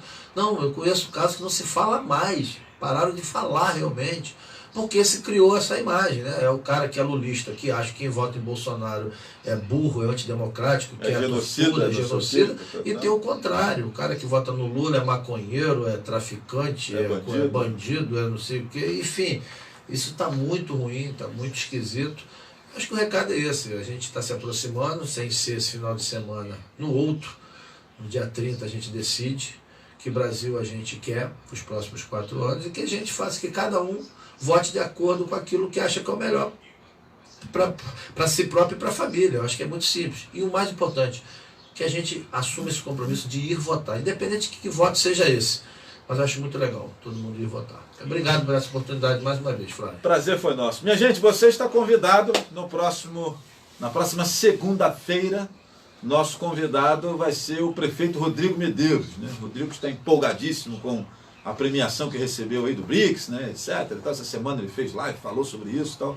E, Flávio, eu queria ir lá no programa para falar sobre esse prêmio que a gente ganhou, então, por conta do pote, de outras questões também, que é a razão do prêmio que ele ganha. E na segunda-feira, Rodrigo Medeiros é o nosso convidado aqui na Rádio Jornal 1340, a partir das 15 horas. Você, meu amigo Pitanguá, fique atento, fique de olho, que tem notícias aí chegando para você, relacionadas ali a Cibran e outras ações mais que o prefeito Rodrigo Medeiros certamente vai estar falando aqui. Quer dar algum spoiler aí da educação, Luciano, que o Rodrigo deve trazer aqui? Não, eu prometi que hoje eu só ia falar aqui de eleição. Já falei de música. Não, tá de boa. Eu nem sei, o rapaz não fala com o Rodrigo, a gente se encontrou ontem no Parlamento Jovem. Eu quero agradecer a presidente Aline pelas referências que fez ao meu nome. Eu fico muito feliz porque eu sou idealizador, a lei é de minha autoria, mas muito legal ver a continuidade que ela apresentou um trabalho muito legal, muito bem estruturado e estava cheio lá com as famílias, os nossos jovens, nossas crianças, né? E aí encontrei o prefeito, dei um abraço nele lá, eu não tive chance de falar com ele ainda. A gente vai despachar, tem coisa pra caramba pra despachar, mas eu tô assim por fora. Flávio, realmente eu não sei o que vai rolar aqui. Não dá pra rolar, não dá pra rolar nem se eu quisesse. Gente, abraço grande, beijo no coração de todos, a gente vai ficando por aqui. Rádio Jornal 1340 AM, Leste Fluminense, um grande abraço para você que está nos prestigiando. Valeu, gente, vamos ficando por aqui. Rosiane, um beijo para você. Rosiane diz aqui, parabéns pelo programa, parabéns você, Rosiane, e tantos outros que estão aí ligados na nossa programação. Meu amigo Cadinho, Lúcio Ricardo Marcelino. Cadinho falou assim, hoje é o dia do meu xará lá, né, Flávio? Lúcio, né? Aí Cadinho me perguntou por Dona Marlene, que é nosso ouvinte, que Dona Marlene é sua tia, não é isso? É, tia. Então, tem parentesco sim, a Dona Marlene Lúcio com o Luciano aqui, Cadinho, ele havia me perguntado isso, até esqueci de comentar isso durante o programa. Valeu, gente, abraço, até segunda, bom fim de semana para todos, Papai do Céu abençoe a cada amigo aí, valeu? Sucesso, vamos lá, vamos ver se o meu Fluminense consegue ganhar do Botafogo do Orivaldo nesse fim de semana. 3-3. Tá bom, né, Orivaldo?